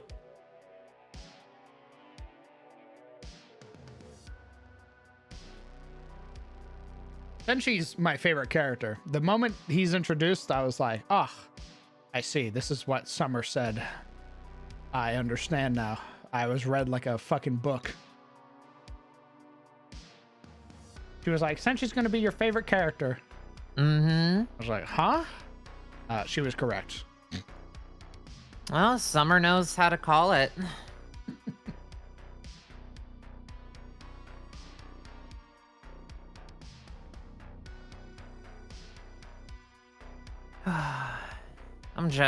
I'm excited for it to get to the other dwarves as well. Because like I've been reading the manga on and off for a while, and I just love the dwarves. They're all so good. I've seen plenty of excerpts from the manga, so I'm waiting for the cat girl to get introduced. Izu, honestly, Izu is probably my favorite. Every panel that I've seen of that cat character is like, is her like sleeping on somebody like a cat, and the person being like, dear God, get the fuck off of me. I'm being brined like a pickle, please.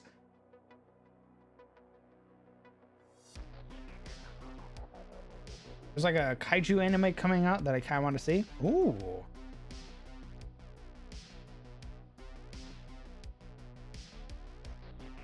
So cheats, that's literally who I thought of when I saw the character on Twitter. I was like, that's just cheats. Like, that's just cheats without the drugs.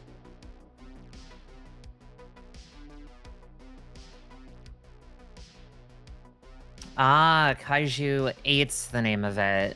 Yeah, that's right. What's it about? That's, oh gosh, I think that's the one where a guy ends up turning into a kaiju and ends up fighting all the giant monsters. Hang on. Oh. My eyes immediately look over to, was it Devilman Crybaby? And I go, oh, like that?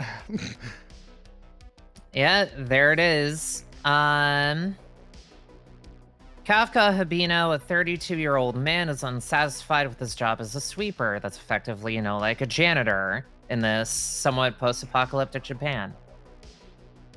From a young age, he'd aspired to join the Defense Corps and kill kaijus for a living. After a few failed attempts, however, he gave up his dreams and resigned himself to a life of mediocrity that provided a decent paycheck. Nevertheless, when an ambitious 18-year-old recruit, Leno Ichikawa, joins his cleaning team, Kafka is once again reminded of his desire to join the military. He goes to do the thing and encounters a parasite-type kaiju that forces its way into his body, turning him into a humanoid monster. Oh, Jesus. Yep. Parasite, Part 2. Horrifying.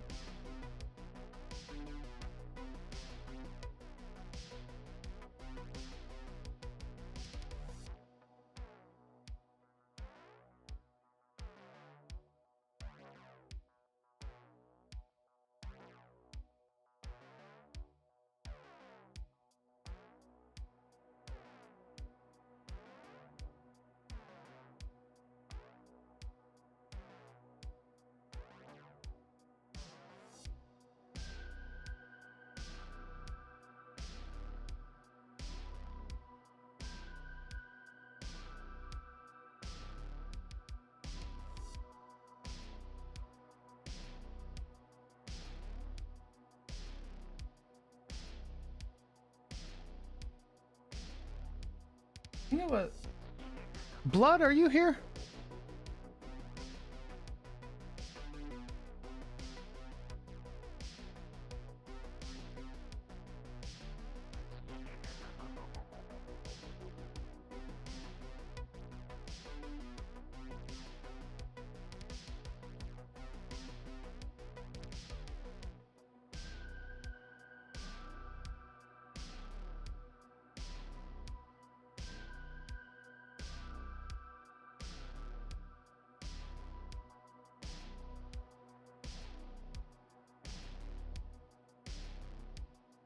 Blood, are you here?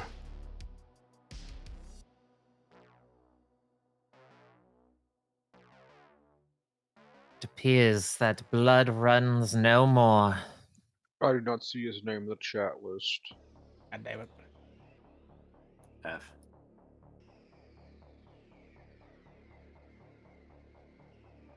What would be the challenges to balance a summoner? It has a T4 hit dice. Them literally not exploding upon first contact with a monster. If they're a summoner, they need to have some level of defensive abilities. I don't know anybody else, any other bloods. That's what I'm talking about, Legion. I just call them blood. Because I don't think there's anybody else with the blood like tagged to their name. At least not any regulars.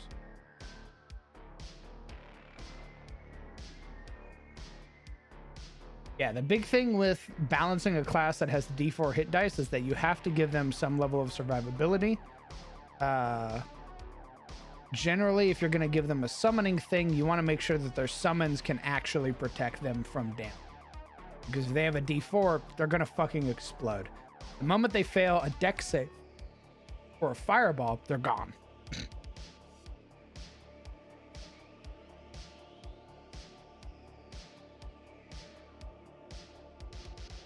Let's say they have a 14 con and you give them max hit points.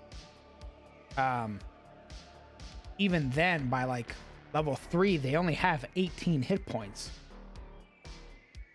They're gonna die.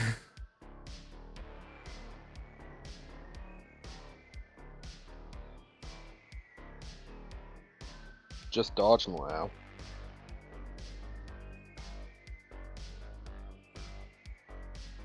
That's easier said than done with a D4 hit die.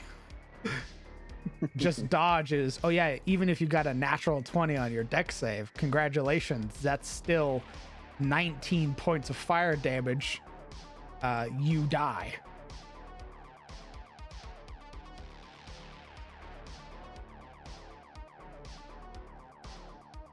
So you just have to be careful is all. That's a big thing with when coming up with like homebrew classes. I would say I don't really look at me for answers, because my homebrew comes in the form of supplementing classes that already exist. I don't really make my own classes and stuff because I'm not nearly that Psychotic. well, psychotic, yeah. I'm not nearly that well versed in things like balance, or making it scale properly, I guess is another way to put it. I would rather be like, okay, you're a paladin, and at level 3, I'm gonna give you an ability that fits your class. That's not like insane, but when you reach half hit points, you get to activate and do something cool. That's the stuff I like to make. When it comes to like making my own homebrew classes, I immediately am like, oh.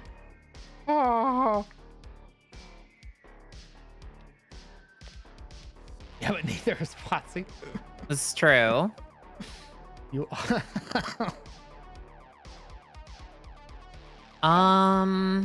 So, I mean, I've made 2 so far, like 2 homebrew classes, and the only thing that I could think to do for a class that would have a D4 health pool, they would need some form of inherent damage mitigation,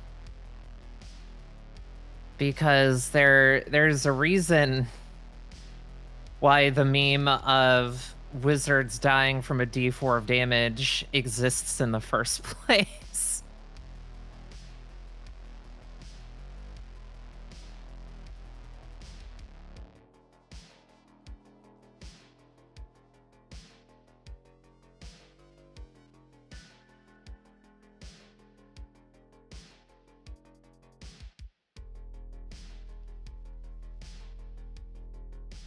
Also, apparently, I'm not making maps anymore. Toko is here. Oh. All right. Yes.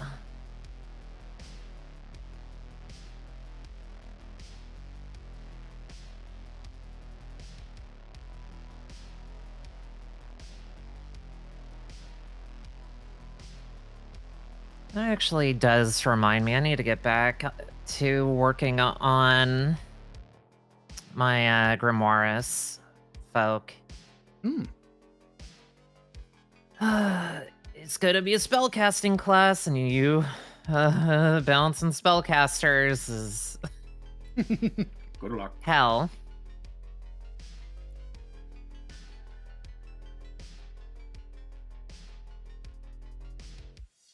I just had to watch Black Clover. I just had to watch it. Pursue inspiration. Yes. DG, welcome. First time chatter. Howdy. Most I've done in subclass mostly. I've an attempt of Thug Rogue and a Moonblade Cleric.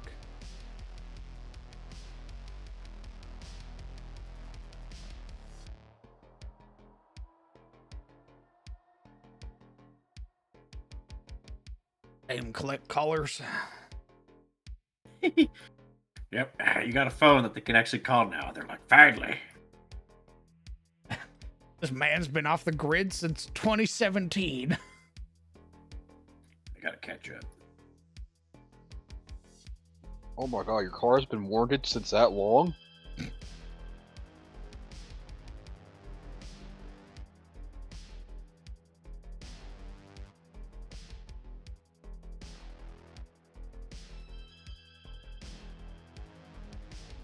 And leave this area pretty barren. Less trees, more rocks and bushes.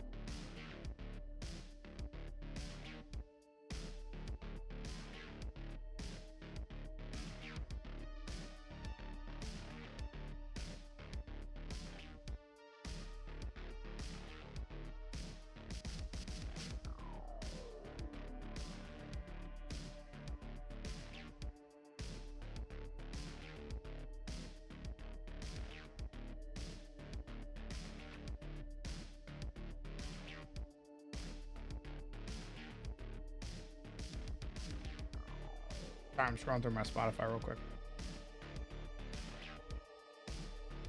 How could you?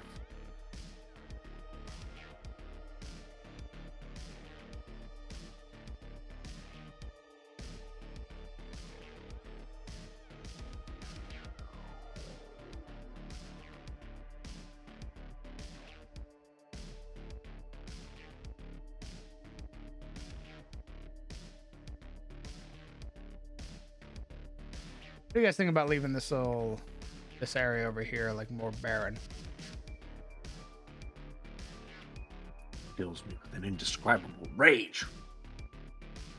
But it would also make sense in, well, a more medieval setting. If there ain't anything there, they can't do anything with it. That's true.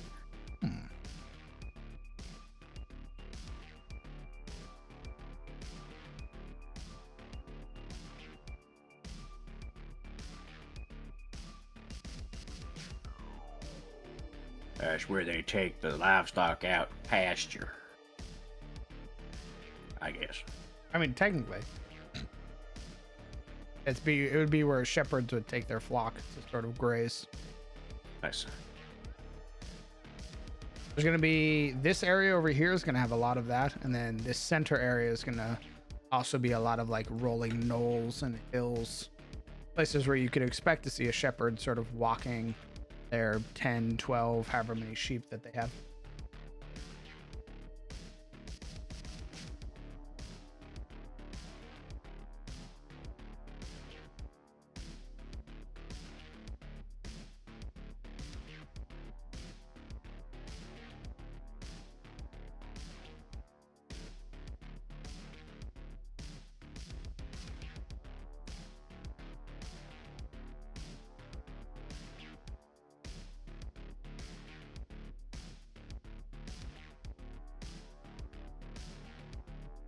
Does Elion have a guard garrison in it? Yes, technically.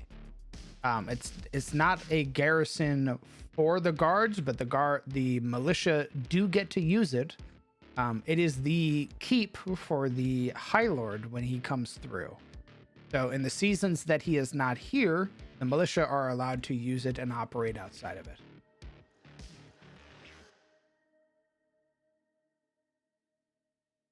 They safeguard the silos that have all the food for winter.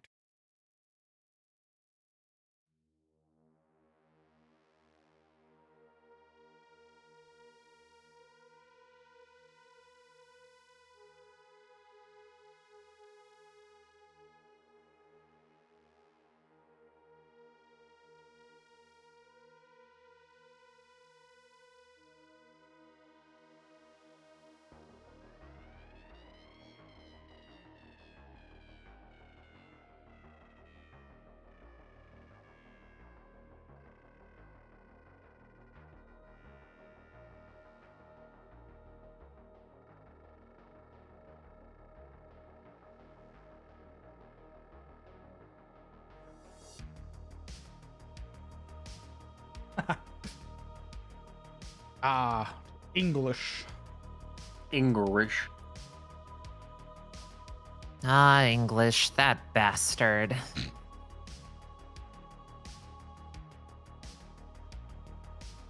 Where are my tree stumps?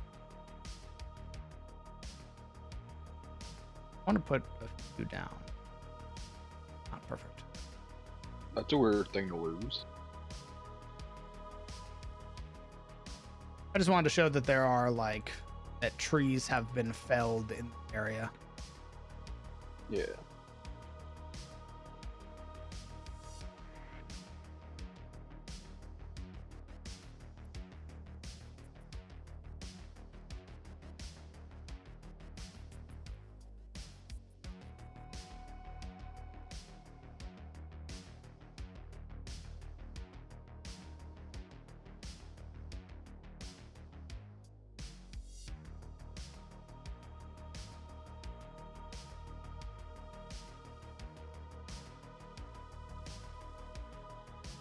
I'm actually not that familiar with hex bloods.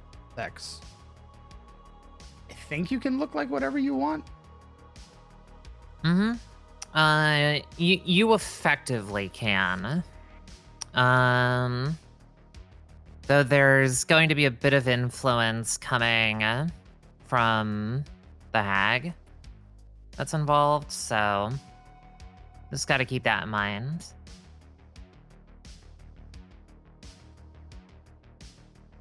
If I made a boss, a second reason why our areas are open. We have traveling caravans or carnivals, or for celebrations are happening, so these could be used depending. An idea the community gave me when I was working on a map. That makes sense. Set up carnivals or tents and like that out here. Makes sense.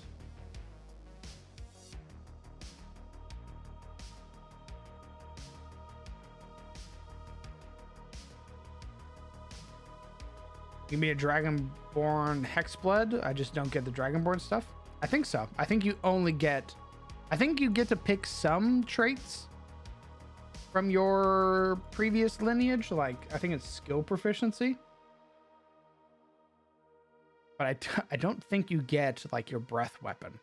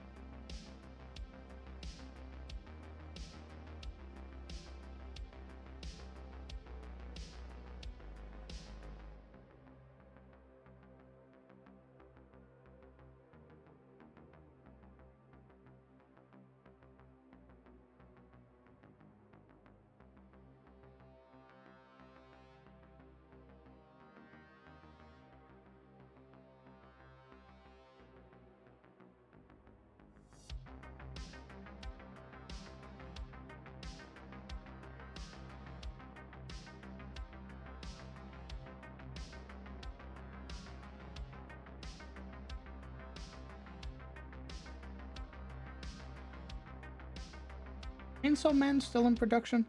Is that like a ongoing thing still? Pretty sure. I mean, I don't keep up with the manga or anything, so. But I'm pretty sure I wouldn't be hearing the end of it from a friend if it was over already. Okay. Might be the next one I add to the.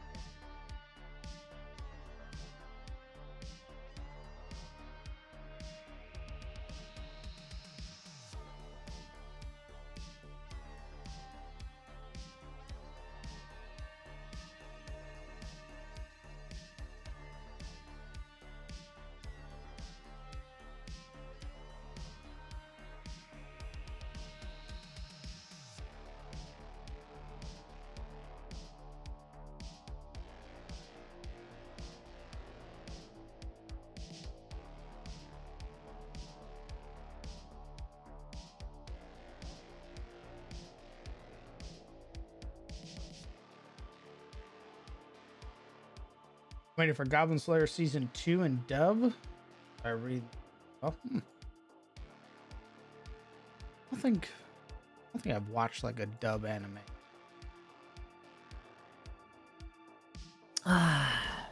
They're honestly like dubs have come a very, very long way after the early 2000s. So, I've seen clips from Freerun, and that one I was very much considering watching in dub because the voice actors, at least for Freerun herself, is very good. So I was like, oh shit, maybe. But I guess I'm just so used to like just watching it with subs, or I'm like, yeah, it makes sense to watch it this way. yeah, I mean, it makes sense. Oh, Frosty.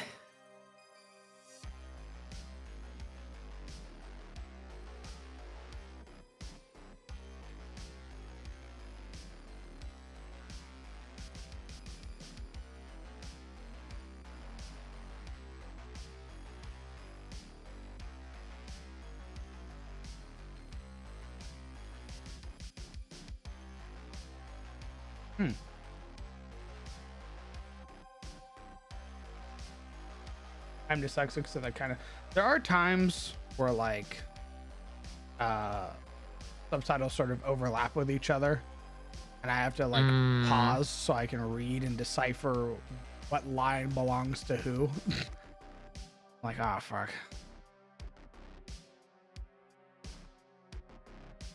That is quite literally my my least favorite part. That's why I mostly watch dub. Otherwise, I end up missing context. That makes sense.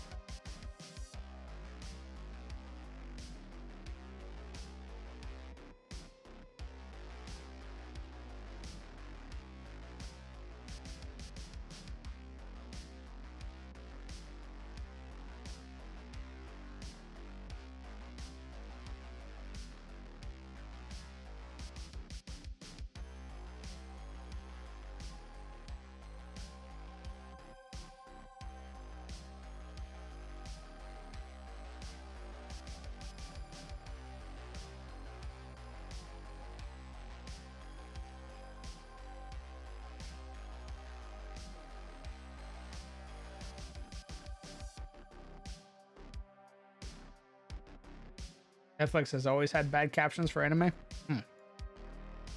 I don't watch like anime on stuff like that. Taking it from a very particular.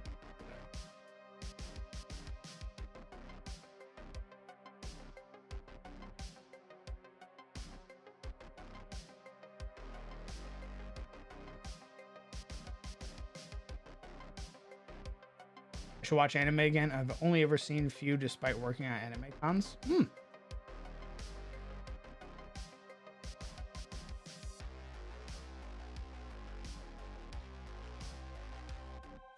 I mean, I recommend it.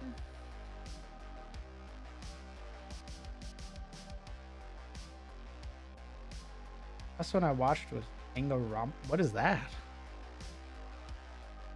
Oh, the anime version of Danganronpa. Oh. Arma, are you okay? I was very exasperated. You all right?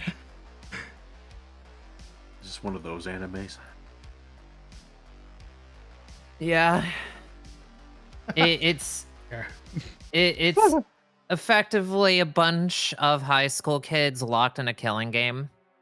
Oh. Yeah, it's one of those. Oh, I see.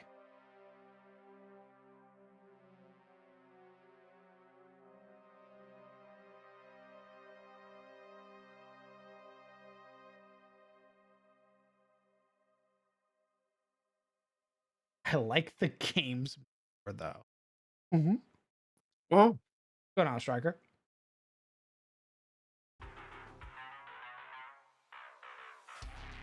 I'm going to create a tax haven in Crown's World. Oh God. It's high school Ace Attorney, but murder between the students. Games are decent. Oh God. I see. Also, I think this quarter of the map is done. Area feels Hell yeah. very complete.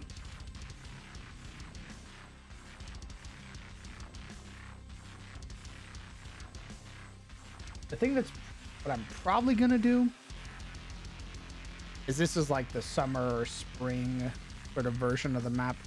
When I finish, I think the worst one's probably gonna be when I make the winter variant. I'm gonna have to kill a lot of the trees and sort of replace them with dead trees. That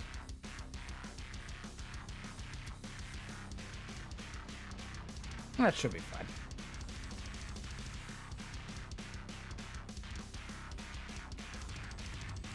It's gonna be okay. This is what you trained your whole life for. Why are you pointing a wand of fireball at us? The other thing I've been training my entire life. Killing player characters. What?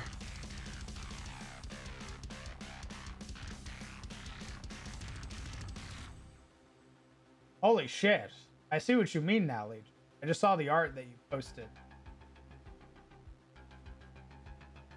It literally made Senshi a dad.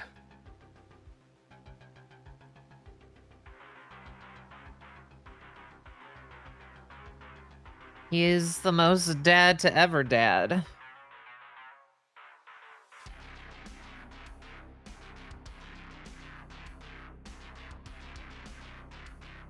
Amazing.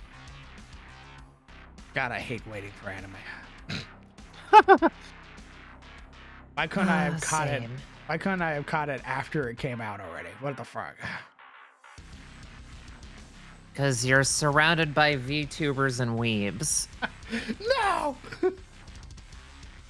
Everywhere I look. They're there! God damn it.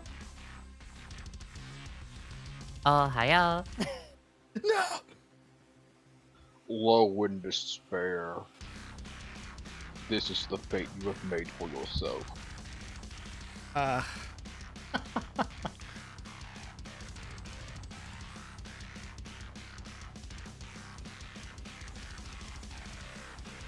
Not hack. Why does that sound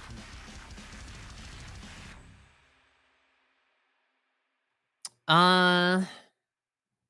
Because it's a JRPG and anime series that sort of made the whole trapped in an MMO thing a household genre. Oh, I thought that was Sword Art. Sword Art happened like 10 years after Dot Hack. Holy shit. Okay. Yep. Me out here just saying some slanderous shit then. The original you die in the game, you die in real life show. Oh. Oh, good. You know that one picture of a hamster that looks really scared? That's you. Ah, I see. Ah, of course. Is that a river or a crevasse? It is a river. What I've currently done is I've set it to the to a dark base color. What I do afterwards is once I finish with the map, I'll go back over it at like 0.3 opacity with a lighter brush like so. And then I'll just sort of gently highlight the edges to sort of show where the shallows are. And then I'll do it on both sides like so. And sort of leave a darker center to show that there is a little bit of depth there. Generally, the brighter that it is on the edge, the more shallow it is. Like so. And you just do that, rinse, repeat ad nauseum. Until you're left with something nice. And then you'll go over it again with another layer, usually to denote waves like so.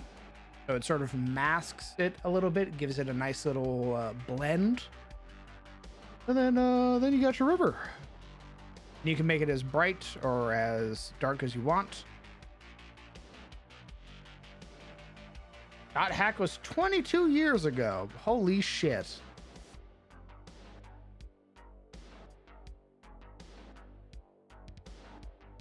But we're gonna save the river for when we finish the rest of them. Because I like doing water. I like blending water and everything like that. I just love water. Probably my favorite thing to do on maps is if I can introduce water into it somehow, I'll do it.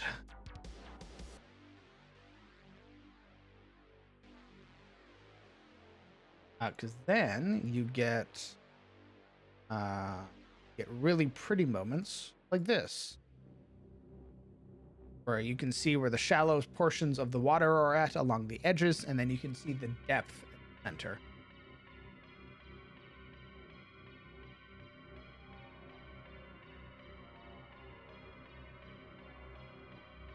Also one of my favorite map packs.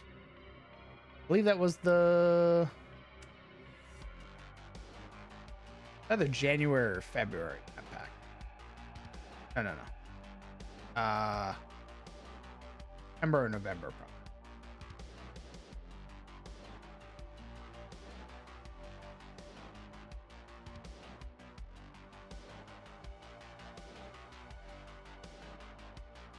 Why hasn't somebody made a fan art of that scared hamster for Buddy and Dead Pizza? Because Buddy doesn't get afraid. That's why. Nice. We love Boo. I think we'll do this one.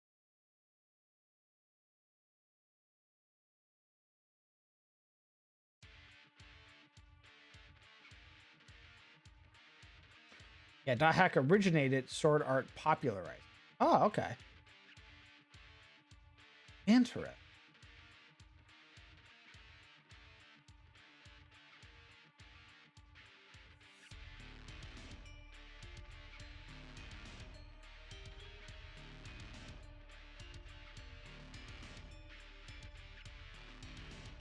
Dot Hack was 22.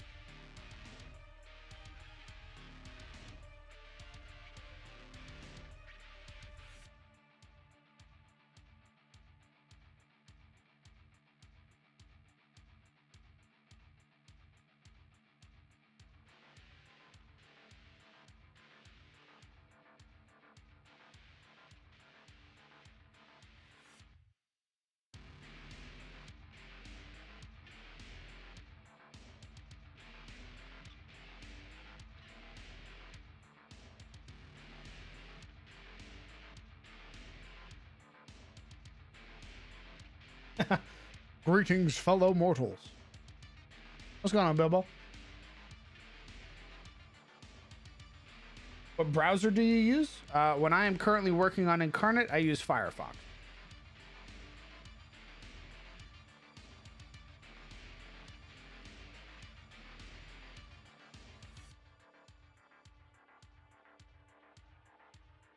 Oh, but both Bilbos are here. Hello. We got Bilbo Buckins and Bilbo Saggins. That's so fucking funny. There's a bit here somewhere. What's going on, lads? You're really bagging them in here.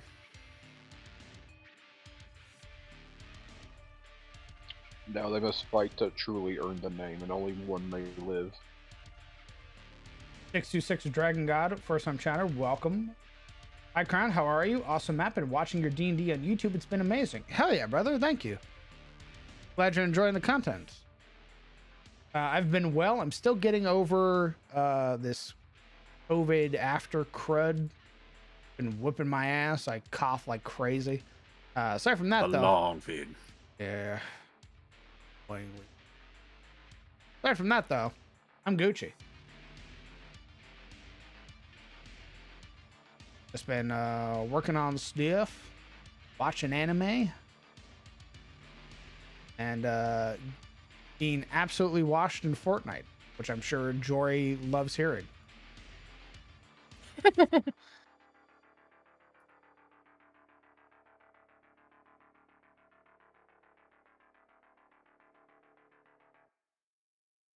My man. I was playing a match today before stream, and I was landing like every shot with my sniper. Holy shit, I felt like a god. Dude was running 120. I was like, yes. Ran again, shot him again. I am a god. Yeah, I got brutalized in like top 8. I was doing so good. I was chasing somebody. I got really greedy because I broke their shield. I was chasing them up a hill, and then as I paused to regen my stamina, one shot, like bullet through the back of my brain from a sniper, like halfway across the map. F. It sucked so bad. I was like, no. Just one more loose end. Reminding you of your mortality. It was awful. My whole day ruined.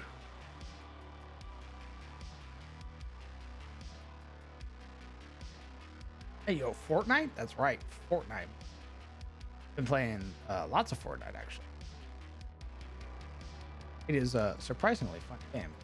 Apparently, there's going to be an update coming out on Tuesday when we're going to finally be able to get Solid Snake. So, Oh looking my forward god. to Her Colonel. Imagine. Is this a farming town? Yes. Welcome to Elion's Tier. Elion's Tier is a farming town. It's known for a lot of things. Generally, it is a safe haven of sorts, a very respectable and wealthy town within the county of Rosewood. Its Alderman is Gerald Alvain, previously a member of the High Lord's retinue, his knights. As well, it is known for its tobacco, Renar weed. Its tobacco is known all across Ettenmore and probably beyond as well. Some of the best tobacco you can get your hands on. Some would call it a luxury.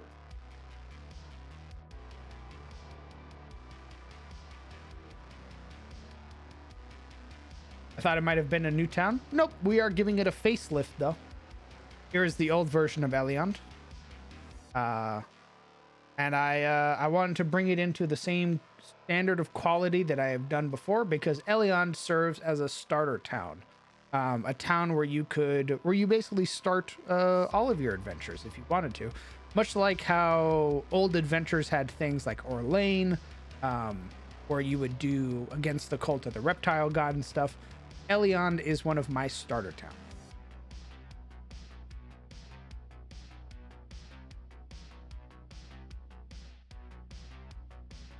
I'm currently playing Stalker Gamma. What is that? Spider-Man pointing me with a bunch of hobbits.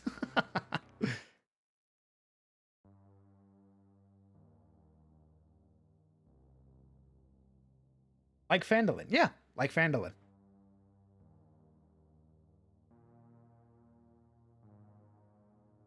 Yeah, it's a starter town. 65 sessions later. 75, you mean? Wow. Well, Ha ha ha, again. I keep hearing about Stalker. I'm pretty sure Stalker's an old game, ain't it?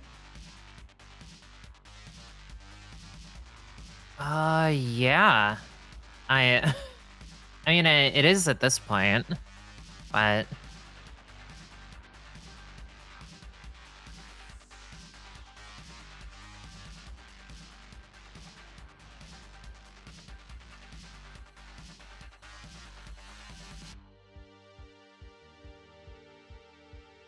Like Goldshire and Warcraft. That's the first level Warcraft does one in the human campaign.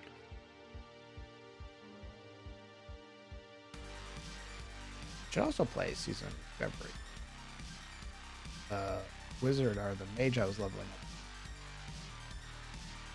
They completely changed like how you can do things. Like you can be a mage that heals, which I thought is super fucking interesting. So Wait, I should definitely try and play it before the second season comes up. second season of what? Season of Discovery for World of Warcraft. Oh. Yeah, you can be like, they change up things, right? Like the runes let you have completely different playstyles. You could be a warlock who tanks, for example, or a mage who heals.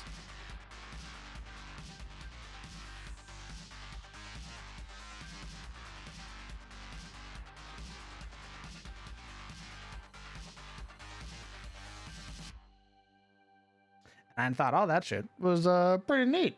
So it's a stalker mod for the FPS game Stalker Call of Pripyat. Oh, The original Stalker is an early 2000s game. God damn.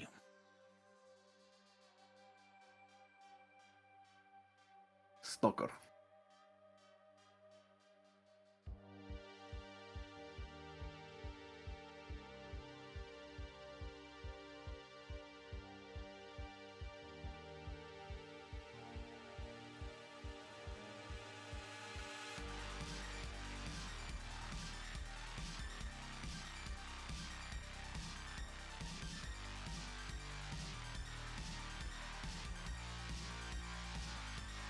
I think we're gonna put some hills over here like I originally.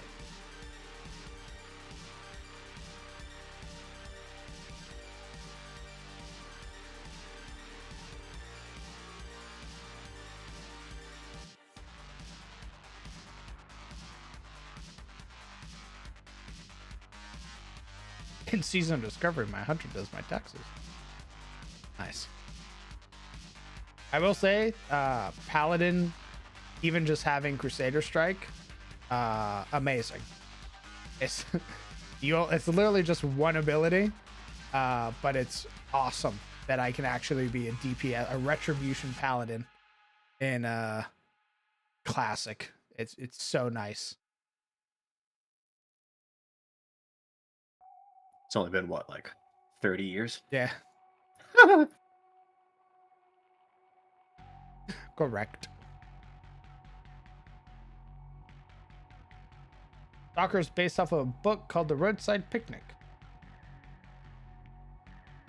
I did not know that. That is such a. Oh, how do I want to word this? Such like an unassuming title. I think I've been spoiled on it. I won't say it for other folks, but I think I've been spoiled on it. One of my overeager friends who likes sharing their current interests. Was it Adam? No, it was before I moved out here. My my friend Terry. Stalker.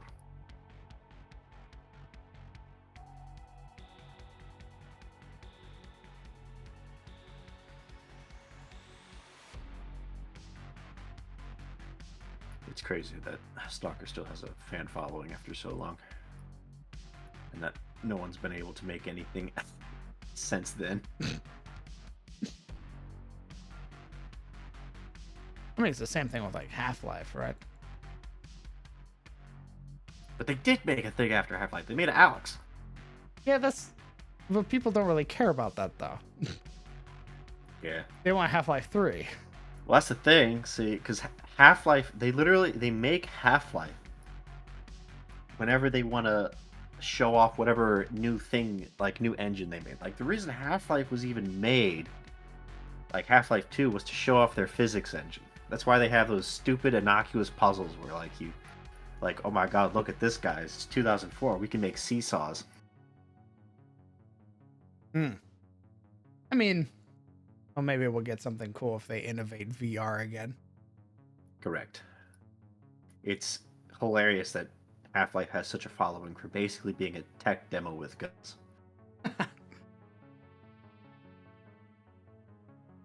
They can't count to 3. No, they can't.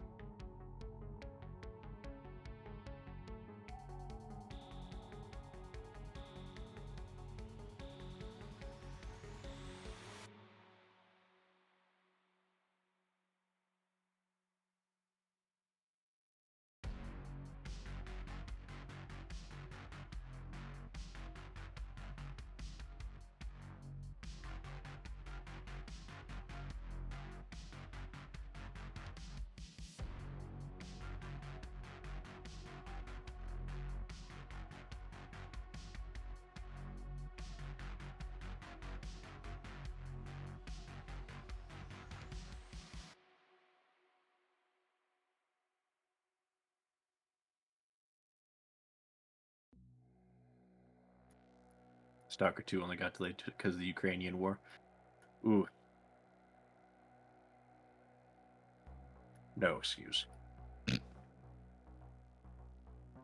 Oh,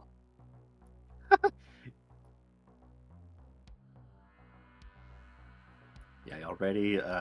Y'all ready for Stalker 2 to come out? It's just based in the Ukraine.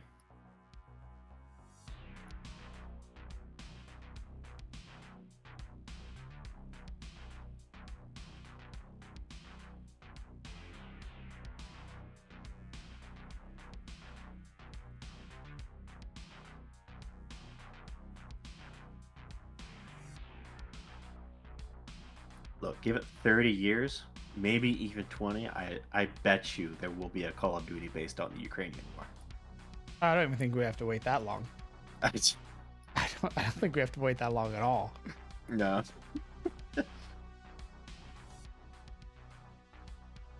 They are probably already working on it.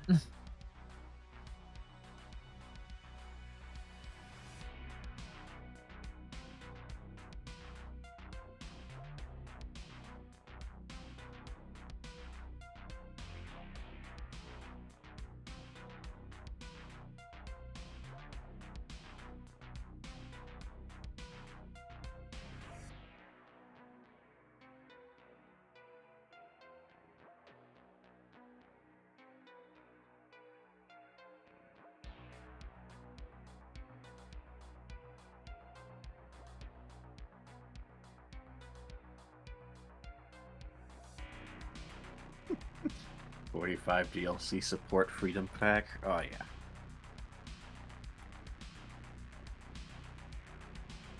Thank God Putin was able to organize this war so that Activision could have some like new material. Like that was really thoughtful of them.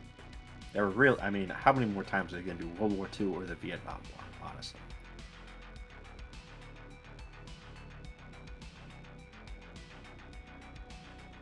I gotta go for tonight. It's been fun. I'll catch you guys around. Take care, Mudkip. Catch you around, brother. See you, Mucky. I mean, at this point, Hale, it wouldn't surprise me if we have like Warzone based on like Kiev, and you're gonna watch fucking like God, like Omni-Man running through the war zone of the Ukraine. Given that Call of Duty is now just Fortnite, but with better graphics and sweatier. Yeah, they are very. They do love their Warzone. Hmm. Started making them a lot of money, and they're like, "Oh my God." Made them a metric fuck ton of money. Yep. did someone say money? It's depressing how we all cry out that this isn't what we want. But then it still makes them the most money. It's just voting with your wallets, guys. Forehead.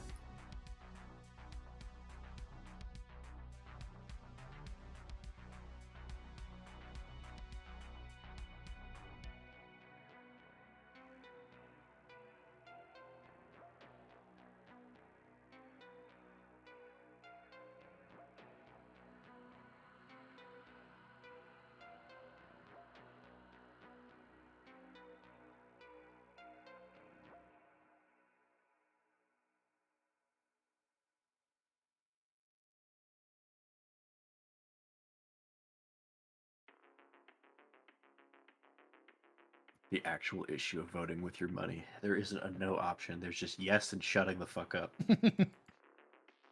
Fuck. Yeah. If you told me that I could take money away after I played 2 hours and didn't like the game, that would be my no option. Is you make Activision pay you for a shitty game.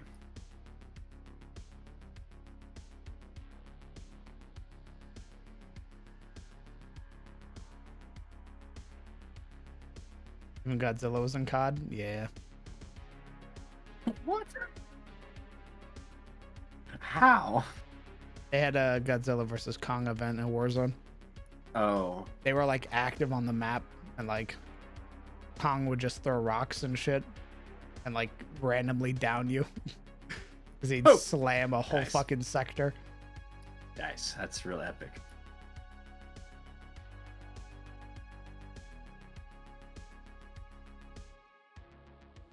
I just thought you were about to say they were like skins. No, they didn't That's what I shrink was them thinking. down. Thank God.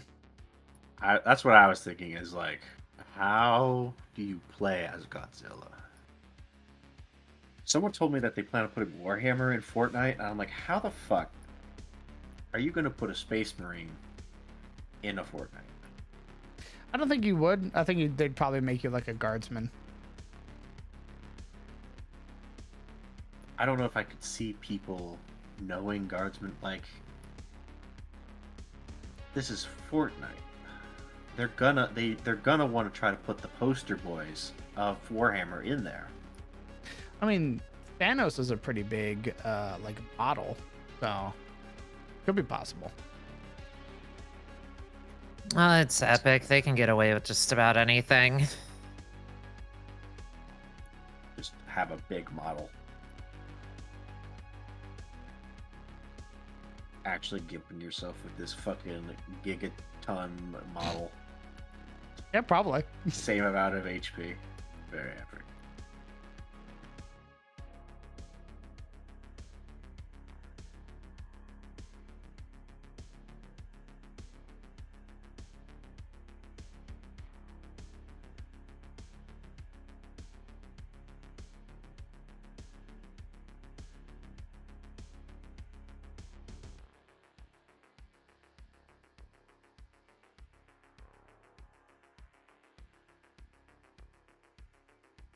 Oh, never mind. You can actually just be Godzilla.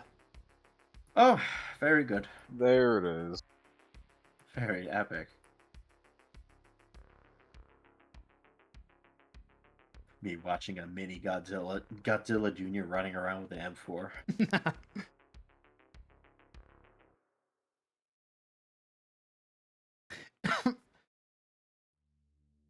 I had to put Baldur's Gate down after watching the Inquisitor do 50 damage a swing to my character. Nice. And then doing it again. Yeah. Time to die. Okay. I'll come back to this. Bro, the entirety of Act 1, I have been fine. The moment I start hitting GIF, I have to have a backup plan of running away for almost every fight with these motherfuckers. They are like the worst things to fight early in this fucking game. I had less trouble with the spectator than these assholes with their fucking parry ability, where you just don't do damage to them. Assholes.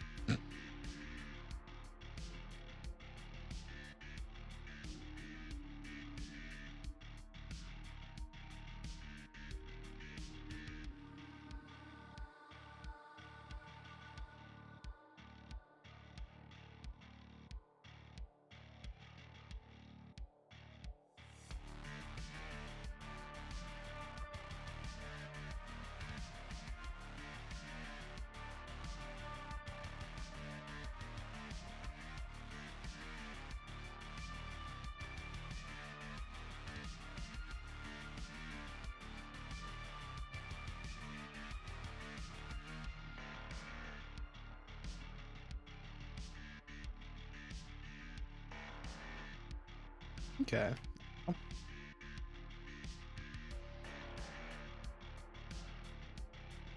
Can't wait to do the gritty on a Space Marine as Jinx.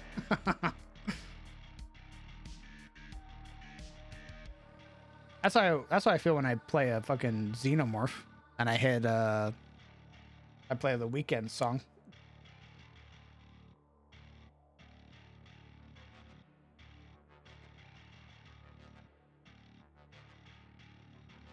Thank you for reminding me that they put the Xenomorph in Fortnite. Oh yeah. The moment I saw it, I was like, oh, I mean, I gotta. If I'm given an opportunity to play a monster, I will.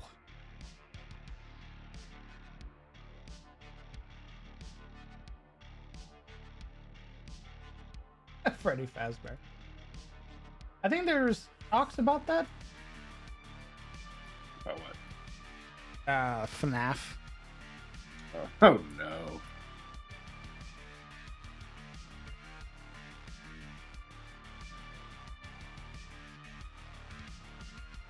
Are you guys ready to get jump scared in Fortnite? What if I told you already can? Split. Well, Fortnite has a thing called custom games. Oh, well, yeah, that doesn't count.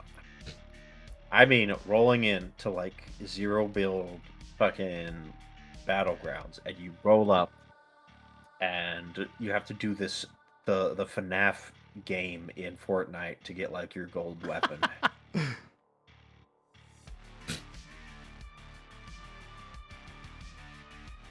That'd be hilarious.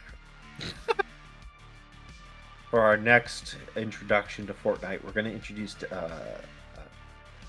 SCP-173 to the map.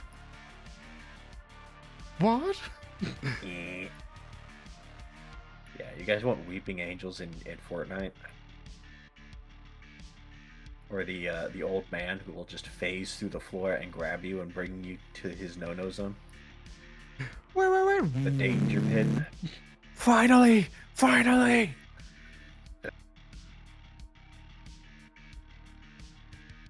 Bro, I just activated the femur breaker on Fortnite. Get ready, he's coming. Tiamat in Fortnite?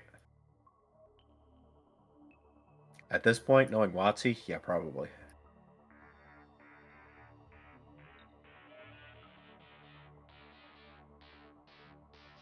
My Fuchi, I'll be back. Alright, well.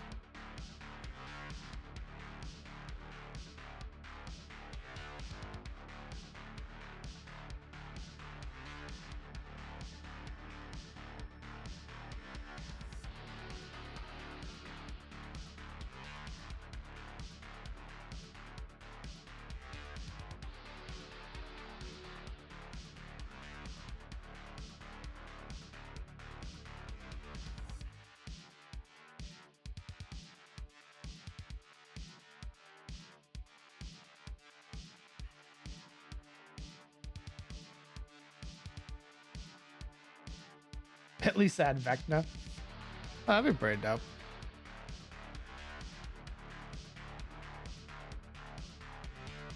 It would make sense. That's got multiple pop culture hits right there.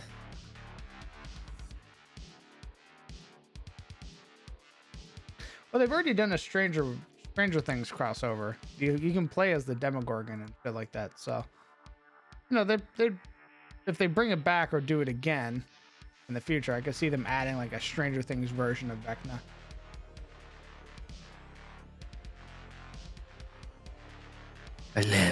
I'm going to hit the gritty.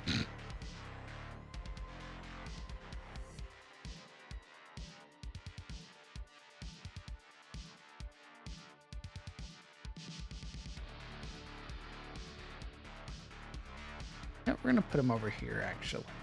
So it's like an offshoot from the church.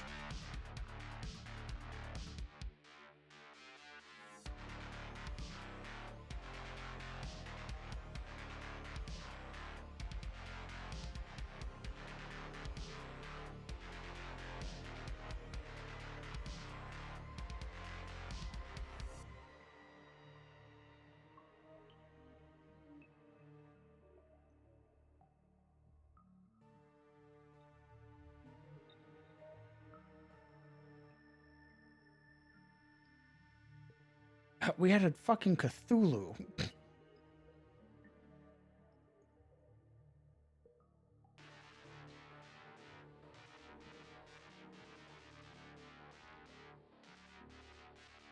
I want them to add Cthulhu so it just reaches out and grabs a random person from the map. Such and such was knocked by Cthulhu. Fuck.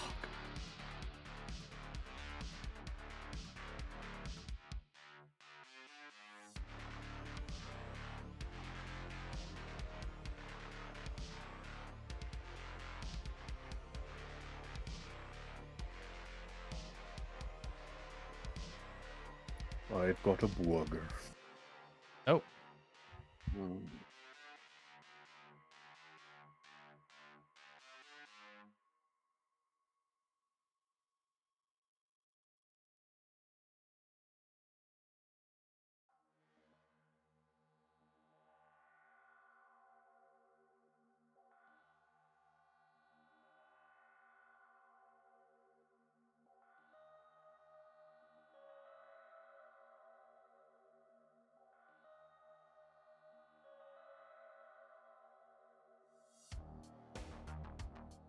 well,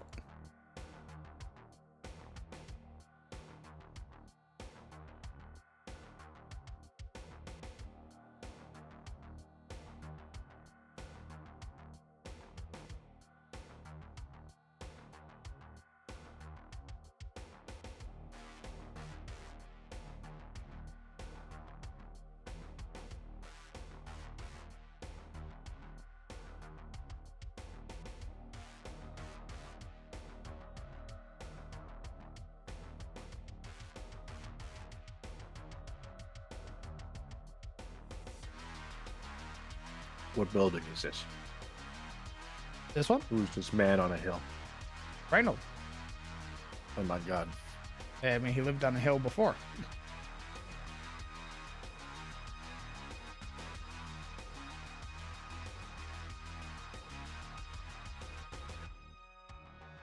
I hate that place. Let's burn it down.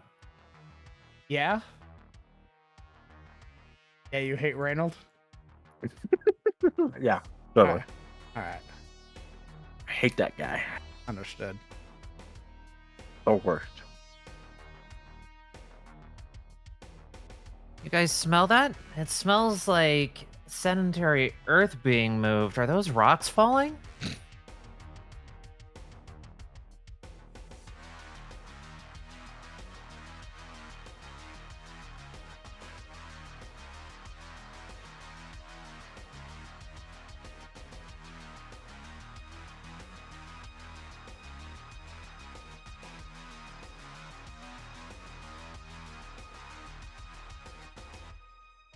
You know what? I think what we'll do as well is not only is Reynolds up here,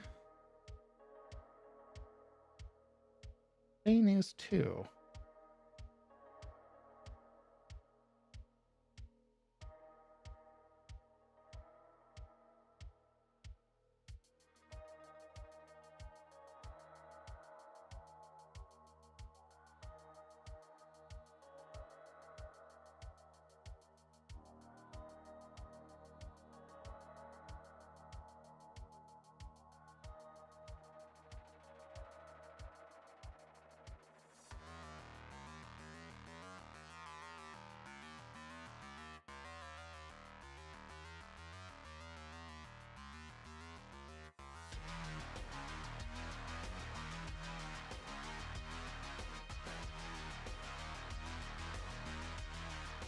Wow, Shane got his own house?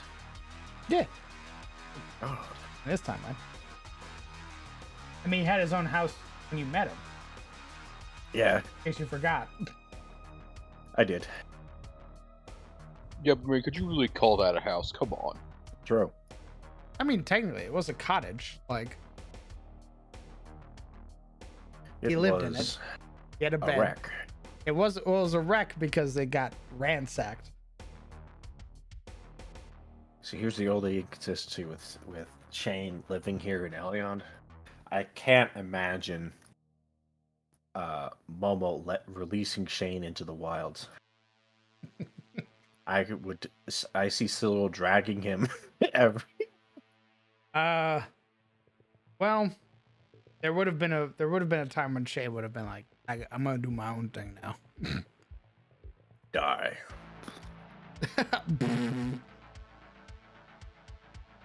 Treason.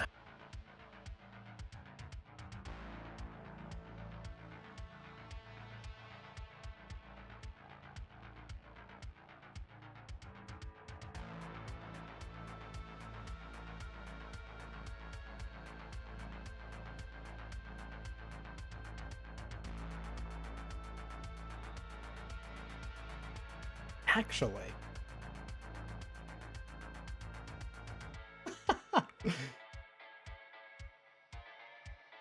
if I made him old?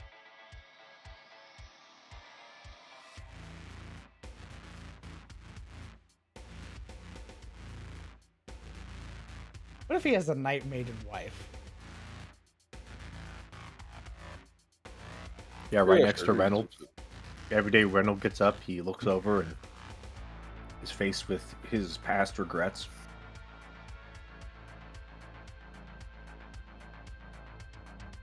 Hmm.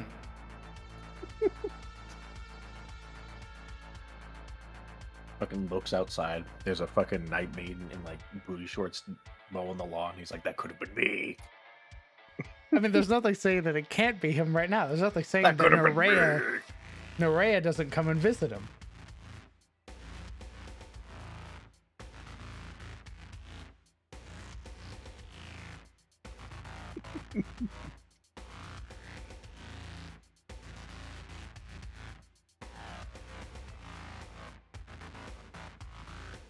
Not Rhea.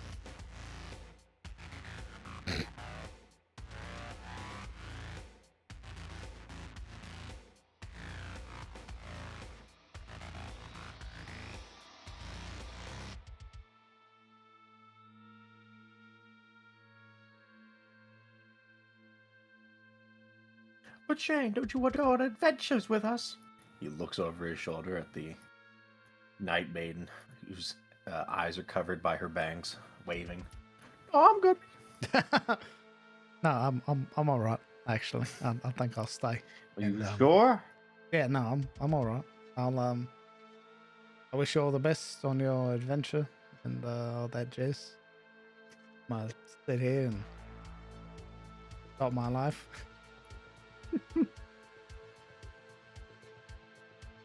Careful, Shane. You never know when the night man's gonna be like, hey, I need you to go on an adventure. Stop laying around the house. I think he'll be ready.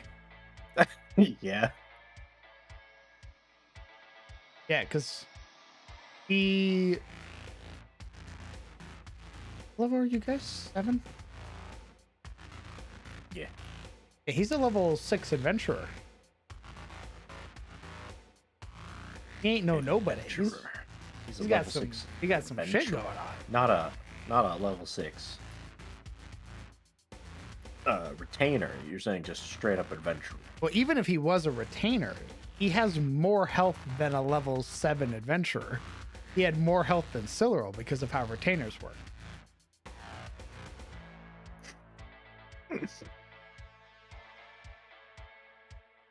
So yeah, I think he'd be okay. No wonder the night maiden liked him. My man's con is through the roof. Samia would also be okay. Well, yeah, but like mythological being versus peasant horse stable guy. Well, he was a horse Like, there's stable a guy. certain You guys made expectation. him an adventurer. Yeah, I know we did. We did that to him. You're welcome. We put him through the 3-month adventurer boot camp. You had him killing aberrations. They had him killing aberrations. I had him on my he's gonna die any second now list. Any minute now. Why isn't he dead yet? What do you mean you survived? He's a stable hand. How are you alive? Ah. I don't know.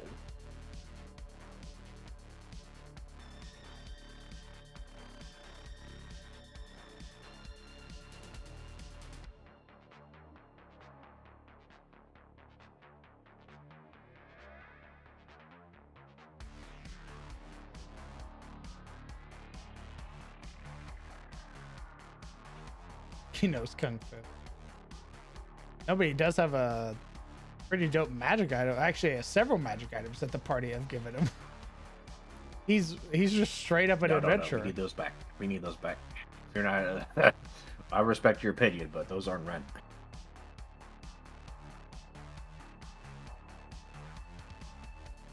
You gonna use them?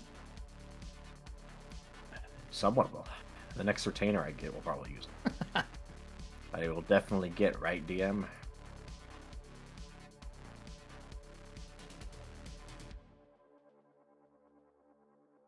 Question? All right. Right next to that fucking fort, we were definitely gonna get all these retainers.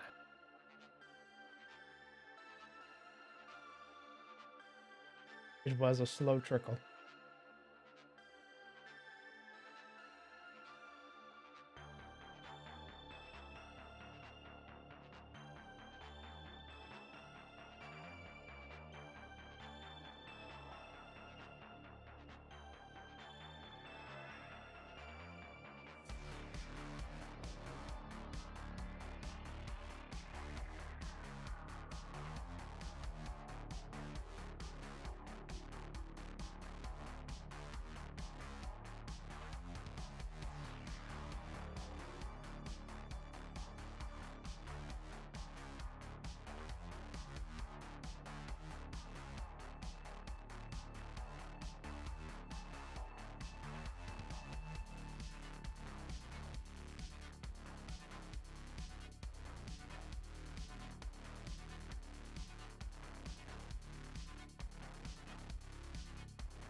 I'm just gonna leave this area open, honestly. All that? Mm-hmm. Yeah. I'm gonna sprinkle some trees.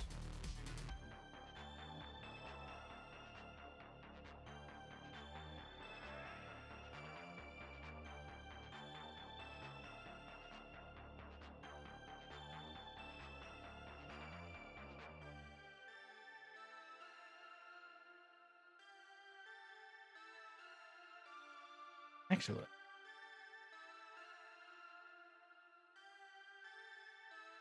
he's down.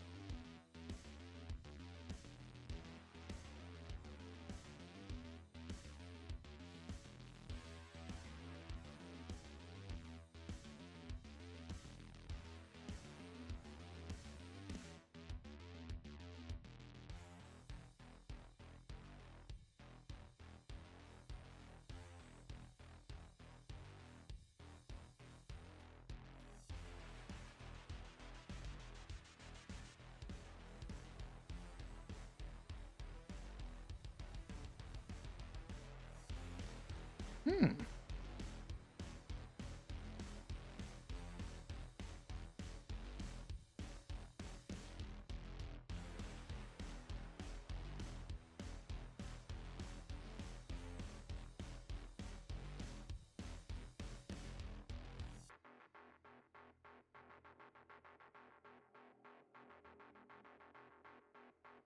Nice. Okay.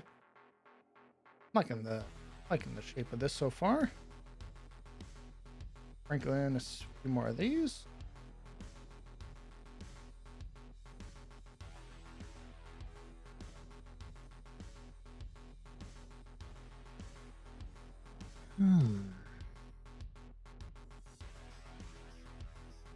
The appearance of hill.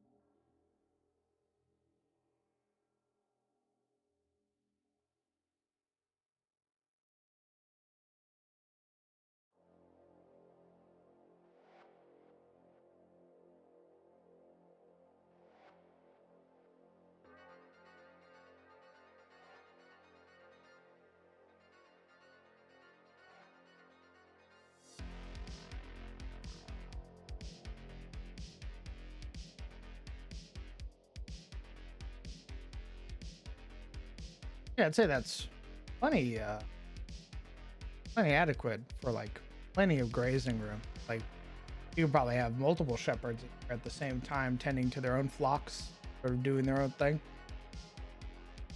Nice within the like sort of sanctuary of town. You don't have to go that far.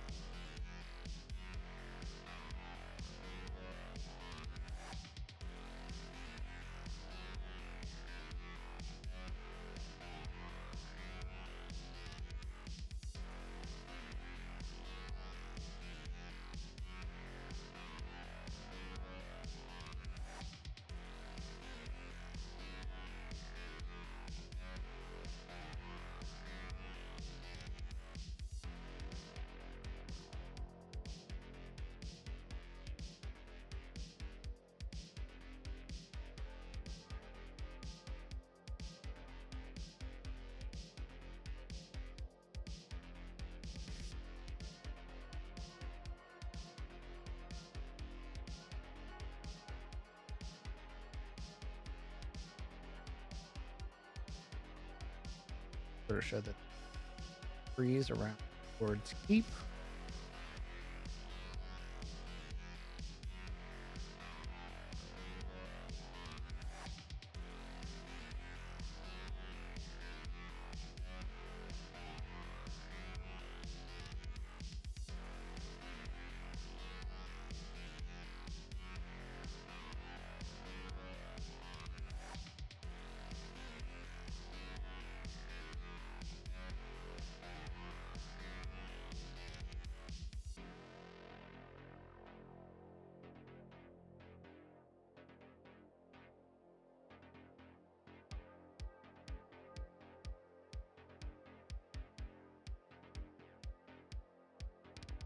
Aye.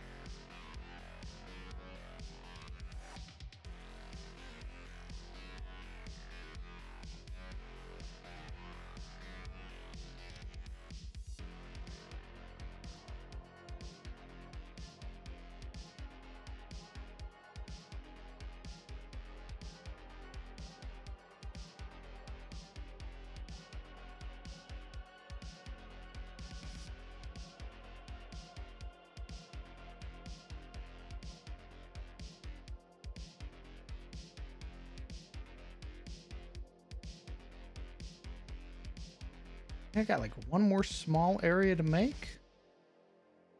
And I think Elion's done, honestly. Oh my God. I mean, for a starter town, it's looking fleshed out. Like enough places to go where they could reasonably do a bit of questing, but also not enough to where they'd be overwhelmed.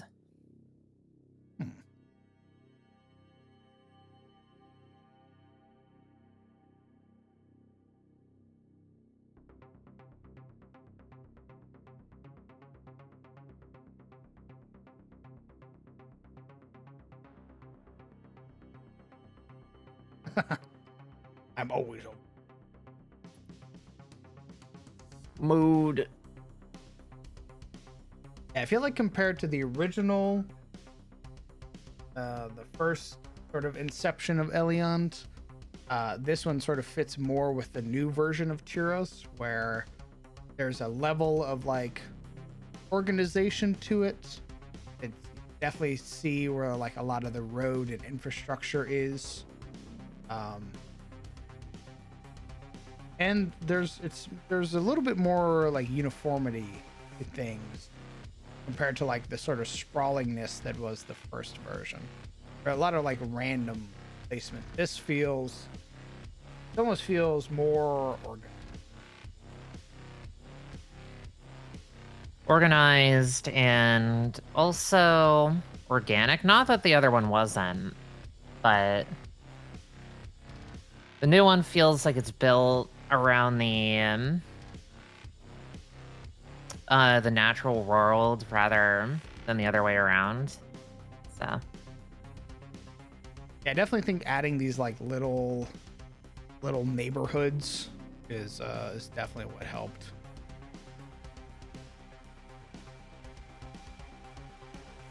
I think Tuesday will probably be the sort of finishing up of this map.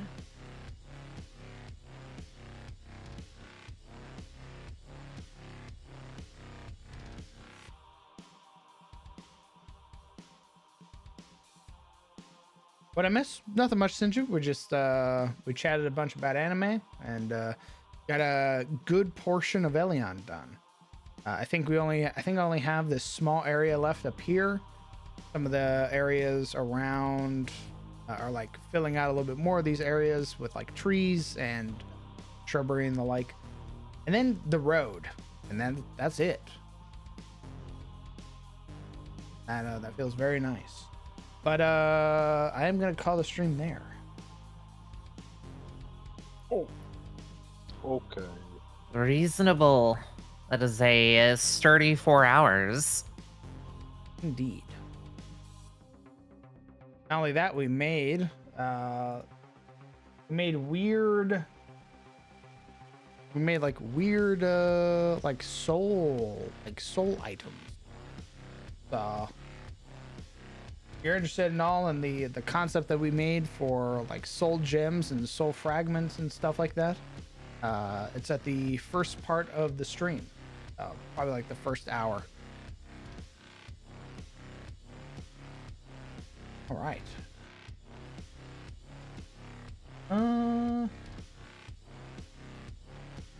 Yeah, why don't you guys go ahead and say goodbye to chat? Goodbye, chat room. Goodbye, you So- stinkers. Bye-bye. I'll be back.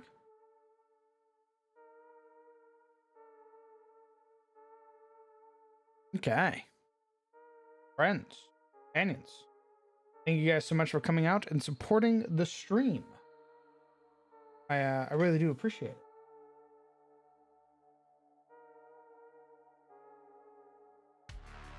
Why does it always go missing? That's it for me tonight. We did our double feature, our double streams back to back, to make up for not streaming during the week.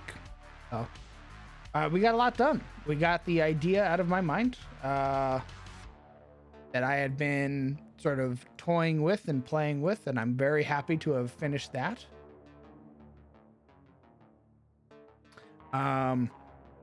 We have some more concepts to work on, and we're going to finish up the Elion map next time that we stream. And that I'm very excited for. Yeah, that's it for me tonight, guys. Nothing crazy, nothing like that. We didn't get any new followers or anything like that, so you guys already know who the hell I am. And I appreciate every single one of you guys. That's it. I hope you guys have a fantastic night. I hope you take care of yourself. Hug your loved ones. Tell them that you love them. And I will see you guys later. That's right, Mordanis. We're ending the stream. Sorry, brother. Hey, good to see you, though. I hope you have a fantastic night, my man. Good night, Chad.